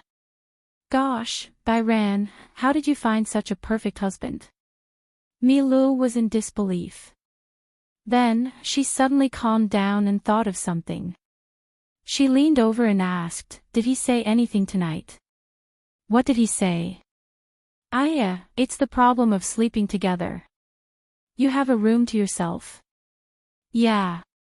He said that before getting my permission, he won't force me to do anything. Tisk. So pure and simple. Could it be that he has a hidden illness in that area? Bai Ran raised her eyebrows in confusion. Hidden illness? It's that kind, Milo whispered in her ear. It's just that he can't do that and can't find a woman willing to marry him. Bai Ran quickly covered her mouth and said, don't spout nonsense. This kind of thing is quite hurtful. Otherwise, there is another possibility. Milo asked suspiciously, could it be that his marriage to you is a marriage in name? A marriage of formality was a marriage that was only formality and had no substance. On the surface, it was a normal family consisting of a man and a woman, but in reality, the husband and wife were physically and mentally independent. Nowadays, many of the marriages of convenience were formed by people who had sex with each other. Both husband and wife maintained an unknown sexual orientation, and such an orientation could not be known by the family. After all, the general public held prejudice and malice against homosexual relationships. Some elders didn't have extreme views on homosexuality, but once it fell on their children, they couldn't accept it. Therefore, in order to appease the elders, the children adopted a formal marriage. A man who liked men and a woman who liked women rarely had the chance to successfully form a family. Therefore, at this time, gay men would casually find a passable woman to marry through blind dates. This kind of woman was also known as a co-wife. Most of the same wives didn't know that their husbands didn't like women, so they ended up as victims of marriage. Mila had to explain everything to her. Chapter 45-94. That's impossible, right? Bai Ran could not believe it. Gu Qingze looked very normal to her. She felt that marrying her did not seem like he was using her. Milo asked carefully, then, why did he marry you? After Mili's question, Bai Ran realized that marrying him was too rushed. She was completely clueless about everything about him. She could not even figure out his motive for marrying her. Love at first sight. Hearing that, Milo could not help but mock her. Bai Ran, wake up. With his good qualities, girls who are prettier than you will definitely throw themselves at him. Bai Ran felt wronged. What does love at first sight have to do with being pretty? The prerequisite for love at first sight is that the first person you look at is definitely someone with good looks. Even if we don't talk about family background, in most cases, looks are also one of the criteria for matching social status. It doesn't have to be too good-looking, but if it's too ugly, how can he fall in love at first sight? She made a lot of sense. Bai Ran could not refute her. She lowered her head in defeat. Seeing that, Mila sighed helplessly. Did you get married on a whim? Did you go and register your marriage with him? Bai Ran nodded silently. You're too muddle-headed. Marriage is a lifelong event. How can you be so casual? Mila sat down beside her and chattered on. This society is actually very unfriendly to women. Moreover, you're a divorced female celebrity. You got married in such a hurry. If you two can't get along, would you divorce so hastily? We can slowly cultivate our feelings. Slowly cultivate. Milo face-bombed. Some feelings can't be cultivated at all. Their personalities are incompatible from the beginning. No matter how you try to break in, it will be torture. She did not mean to pour cold water on Bai Ran. However, under such circumstances, Milo had to consider the development of things from the worst perspective so that he would not be caught off guard. You didn't even discuss this with me. I'm so angry. Bai Ran said angrily. I was wondering why my aunt kept arranging blind dates for me. I didn't think that she was using me. I can't take it anymore. I want to be free from this sea of bitterness. So, you randomly picked a man to marry. Milu raised his eyebrows. I think he's pretty good. Although he's not rich and can't be compared to those rich merchants, he respects me and treats me like a gentleman. That's enough. Milo was helpless. Bai Yu had always been disliked by her aunt's family, so she had an inferiority complex. However, just based on his looks alone, Gu Qingze was indeed irresistible to women. Actually, marrying him isn't necessarily a bad thing. I'm just thinking about the worst. Perhaps you two have also found true love through a freak combination of circumstances. When Bai Yu heard this, his eyes went blank. Is there really true love in this world? Yes. Milo vowed solemnly, true love is like wind and rain. What should come, will still come. Ha ha ha ha. Bai Yu was amused by her serious expression. Milo, thank you for rushing over. She must be worried, right?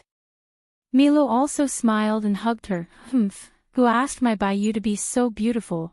I have to be on guard at all times in case she gets kidnapped. The two of them tickled each other and fell on the bed laughing. Chapter 45-95. That night, Byran slept soundly. In her sleep, she vaguely heard a little boy calling her name. Ran. In the dream, she vaguely saw a car. She was sitting in the back seat. Turning around, a thin figure gradually disappeared into the distance. The shouts of Ran were also left behind by the car. Byran opened her eyes abruptly and sat up in bed. She realized that the sky was already bright. She had already forgotten what she had dreamed of, but the sound of Ran still lingered in her ears. She really couldn't remember her childhood memories clearly. She even almost forgot what her parents looked like. Time was the most powerful amnesia drug. It seemed to be able to dilute everything. She vaguely remembered that there was a boy who always liked to call her Ran. However, she couldn't even remember what his name was or his surname. Perhaps, after her parents passed away in kindergarten, she spent a long time healing herself. In the end, she realized that in order to walk out of that dark memory, she had to forget it completely. As if hypnotizing herself, Byran forced herself to forget all the memories of that period. Later on, she wanted to recall what her parents looked like, but she couldn't remember. She deliberately tried to recall and tried her best to recall, but she didn't feel much. She didn't have the courage to look at the photos again. Although the old friend had passed away, the living were still alive. But, the one who lived seemed to be the one in the most pain. Because of the shock of her parents' death, her grandmother was always in a daze. She had some mental problems and was a little irritable. She didn't seem to like her that much. Her grandmother actually had some patriarchal thoughts. Without her father, she had lost her mental support. After that, her grandfather and grandmother both passed away, and Byran had to wander around for a long time. Now that she suddenly had a home, she felt so happy that she didn't know what to do. It wasn't that her expectations were too low, but that she couldn't imagine what her own happiness would be like. Byran wrapped herself in a bathrobe and went out. She found a set of home clothes folded neatly on the sofa. The sound of frying eggs came from the kitchen. Byran changed into home clothes and approached the kitchen. She saw Gu Qingze holding a frying pan and spreading the eggs evenly. You know how to cook. Hearing this, Gu Qingze turned around. Seeing that she was already awake, he smiled and said, "Morning." "Morning." Byran walked into the kitchen and looked at the eggs in his pan. They were tender and white and looked very appetizing. Frying eggs was very simple, but to make them taste good was also a test of one's ability. This is the first time I've seen a man in an apron. Gu Qingze was wearing a white casual t-shirt, slender trousers, and an apron, but he did not look out of place at all. Instead, it gave off a very gentle feeling. Gu Qingze laughed when he heard this. Is it that rare for a man to cook? Of course it's very strange. Did your parents teach you how to cook since you were young? Gu Qingze frowned slightly. My dad said that if a man can't cook, he won't be able to get a wife. Bai Kun was dumbfounded. What happened? My aunt said that if a girl can't even cook, she won't be able to get married. What about you? Gu Qingze looked at her. Do you know how to cook? Chapter 45-96. Gu Qingze felt sorry for her. That's a pity. A pity? Bai Yu was surprised. What's a pity? Gu Qingze first placed the fried egg on the plate with familiarity, then turned to look into her eyes. They looked deeply into each other's eyes. Because, you won't have the chance to cook in the future. Bai Yu's heart skipped a beat. She couldn't believe it. Do you mean that I won't have to cook after I marry you? Yes. Oh my God. How could there be such a good thing in the world? Wasn't this the same as being a little rice worm with a peace of mind? Gu Qingzi said, I've been trained to cook since I was young. If you want to cook with me, I won't be able to use my skills. Gu Qingzi recalled those tough times and held his forehead silently. When he was young, Gu Qingzi was the type who developed later. His IQ developed. No matter what Gu Jinglian taught him, he always acted like he didn't know anything. He really didn't know anything. Gu Jinglian and Chu Ho were anxious. They really thought that Gu Qingzi was the type of boy who didn't have the talent, grades, or skills. Therefore, Gu Jinglian was afraid that Gu Qingzi wouldn't be able to find a wife in the future, so he developed him into a homebody. In the end, when the two of them were worried about Gu Qingzi's IQ, Gu Qingzi's grades skyrocketed and he got into a key city high school. When he received the report card, Chu Ho was dumbfounded and thought that Gu Qingzi had learned to cheat. Aside from his studies, Gu Qingzi was a late bloomer. In terms of personality, ever since he entered junior high school, Gu Qingzi seemed to have become rebellious overnight. He became rebellious and didn't like to talk to Gu Jinglian. He started to be cold. Just as Gu Jinglian was thinking about how to deal with his son's rebellious behavior, Gu Qingzi became mature and steady overnight. In the end, Gu Jinglian came to a conclusion. If the child was stupid, then let him play. If the child was rebellious, then let him be rebellious as long as he didn't violate his bottom line and principles. This set of educational principles was very useful when he educated Gu Xinghan. However, it wasn't that bad. At the very least, under Uncle Fu's strict conditions, Gu Qingzi's culinary skills were definitely outstanding. Gu Qingzi served breakfast on the table and made a cup of milk coffee. He had a sweet taste since he was young.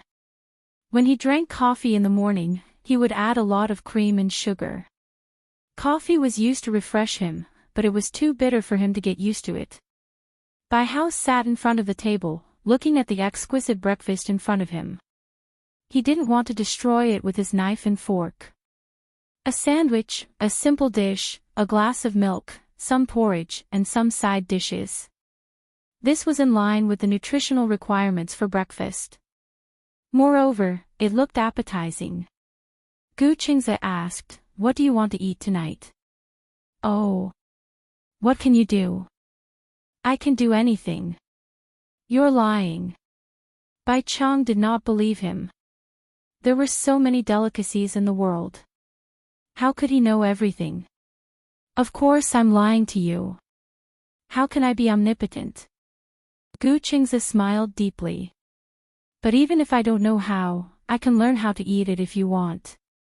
Bai Ran sucked on the spoon and suddenly thought of something. "I like tomato and egg drop soup." Gu Qingzi, so simple. He could make this soup with his eyes closed. Your requirements are so low. Chapter 4597. She was satisfied with tomato and egg drop soup. What a glutton. Gu Qingzi said to her, "Tonight, I'll make tomato and egg drop soup, then stir-fry some water spinach, braised chicken wings, and sweet and sour pork ribs, okay?" "Yeah, okay." Bai Ran silently took a bite of the poached egg. She was so happy that it almost overflowed. Was this the feeling of home? It had been a long time since she felt this warm.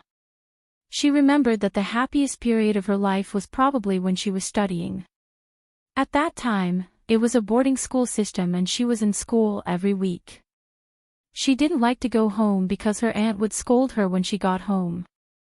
When she was in university, she rarely asked her aunt for money. Other than tuition fees, she did her best to earn money for her living expenses. She even paid for part of her tuition fees. From that moment on, she understood that she was different from others. Other classmates had parents to rely on, but she didn't. She couldn't act spoiled without restraint.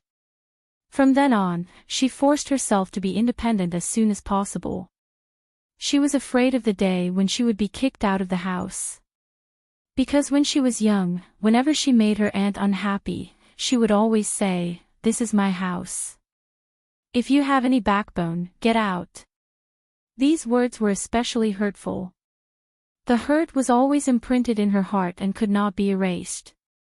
Therefore, she did not have a sense of security since she was young. Gu Qingze saw that she had a lot on her mind. Initially, there was a touch of gentleness between his brows, but for some reason, the more he thought about it, the more he seemed to have something on his mind. Bai Ran came back to her senses and smiled. Nothing.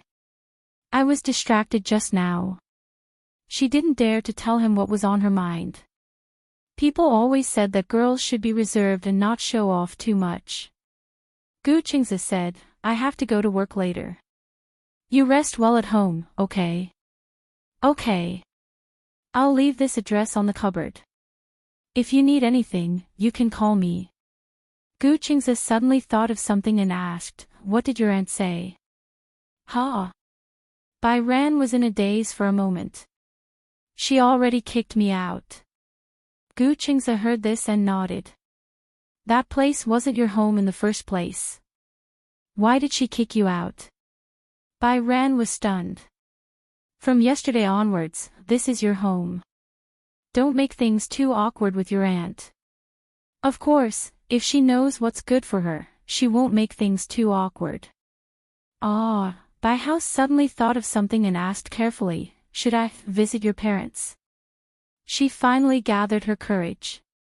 She hadn't dared to ask before because she was worried that he might not have parents or come from a divorced family.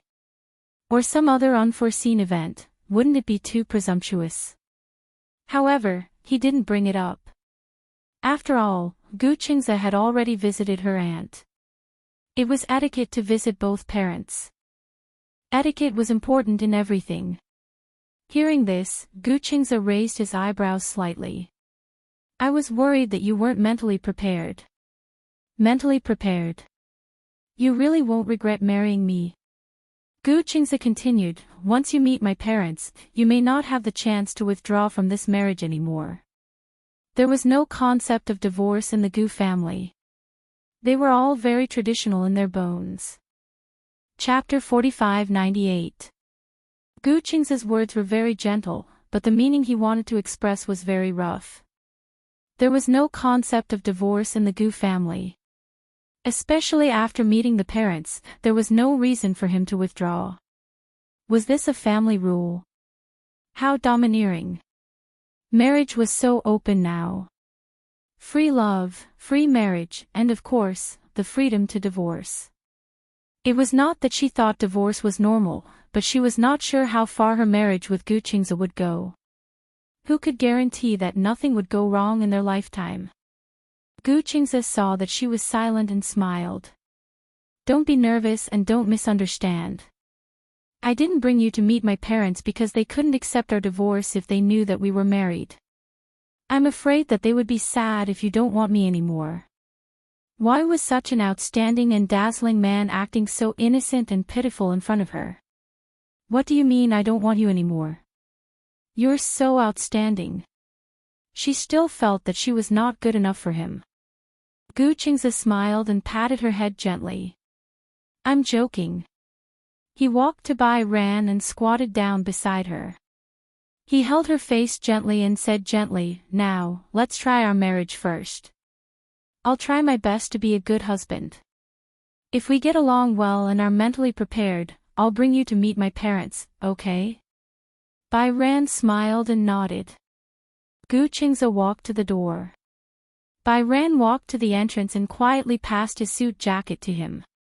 Just as he picked up the tie, Bai Ran suddenly stared at the tie in his hand and said quietly, Do you want me to help you with your tie? Ha! Gu Qingze opened his palm. Do you know how to? Yes. In the past. I used to work in a clothing store and learned a little. Bai Yu felt that it was a very interesting thing to fight for her husband's territory. She remembered that in her psychology class, the tutor also said that this kind of behavior could improve chemistry. It was Bai Ran's first time tying a tie for a man. She was so nervous that her hands were trembling. Gu Qingze looked at her slightly trembling hands and wanted to laugh, but he held it in. He pretended to look at her casually, but he saw that she was nervous and serious about tying his tie for him. However, perhaps because she was too nervous, she made a mistake the first time. Don't be nervous. Gu Qingze suddenly raised his hand and held her hand to tie his tie properly. Do you know how to tie it like this? Bai Hao chuckled in annoyance. I used to know it. Maybe, it's been too long since I last fought, so I forgot. Don't worry. You'll be good at tying my tie every morning. When he said this, Bai Yu's face turned even redder, as if she had been dyed with high-quality rouge. The more Gu Qingze looked at her, the more he liked her. He couldn't help but lower his head and peck her cheek lightly. I'm going to work. Bai Hao lowered his head and said timidly, be careful on the road. Yes. Gu Qingze smiled at her and left. For some reason, this devilish smile made Bai Kun a little absent-minded. She stood at the door in a daze for a long time. It was only when she saw Gu Qingze enter the elevator that she came back to her senses and closed the door. With her back against the door, she was still in a daze. This kind of life had only existed in her imagination. She had never imagined that it would become reality. He had a home. Chapter 45-99. For the entire day, Bai Ran felt like she was floating in the air. As she walked, she felt like she could fly. She then realized that she was already married and had a husband named Gu Qingze.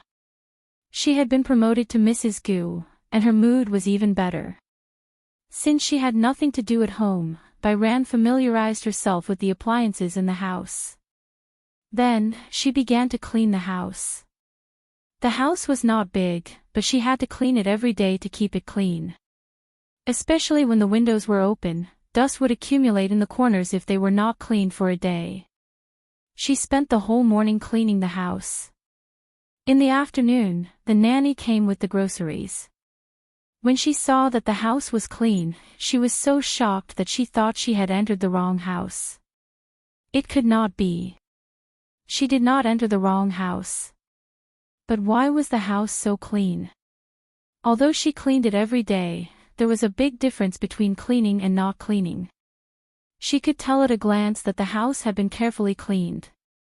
Bai Ran heard the door open and came out of the kitchen. When she saw the nanny, she was shocked.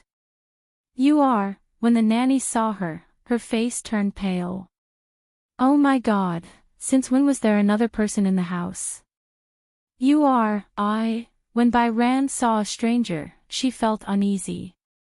She smiled and introduced herself. I'm Bai Ran, Gu Qingze's wife. Wife? Young Master Gu was married. Oh my God, this was big news. The nanny called Gu Qingze in surprise. Gu Qingze had just left a company meeting when he received the nanny's call. Only then did he realize that he had forgotten to greet her. When he answered the call, the nanny's surprised voice came from the other end. Young Master Gu, you're married. Yeah, Gu Qingze frowned, feeling a headache coming on. I forgot to tell you. Are you home now? Yeah. When I opened the door, I saw that Mrs. Gu had cleaned the house. I thought I entered the wrong house. Does Master know about this? Don't tell my father for now. Why? In short, you just have to do as I tell you to. Also, you don't have to cook anymore. When the nanny heard this, she was even more surprised. Why? Because I'll cook from now on. When the nanny heard that, she was dumbfounded. She knew that Gu Qingze could cook.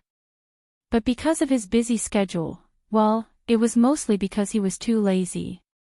Usually, other than cleaning, she would prepare 3 dishes and a soup before Gu Qingze returned. If Gu Qingze had social engagements, he would inform her in advance. However, Gu Qingze was an extremely disciplined man. If there was no need to socialize, he would rarely show himself. Important social gatherings usually ended early. Most of the social gatherings were for business, so when he came back, he would still feel hungry. Therefore, she would still prepare a meal and heat it up for him to eat when he got home. However, she was surprised when he said that he would cook for himself. Gu Qingze gave a few more instructions before hanging up. Bai Hao stood aside with his hands clasped behind his back. He asked carefully, "How should I address you?" "Oh, I forgot to introduce myself. I'm the nanny of this house. My surname is Su. You can call me Auntie Su like Qingze."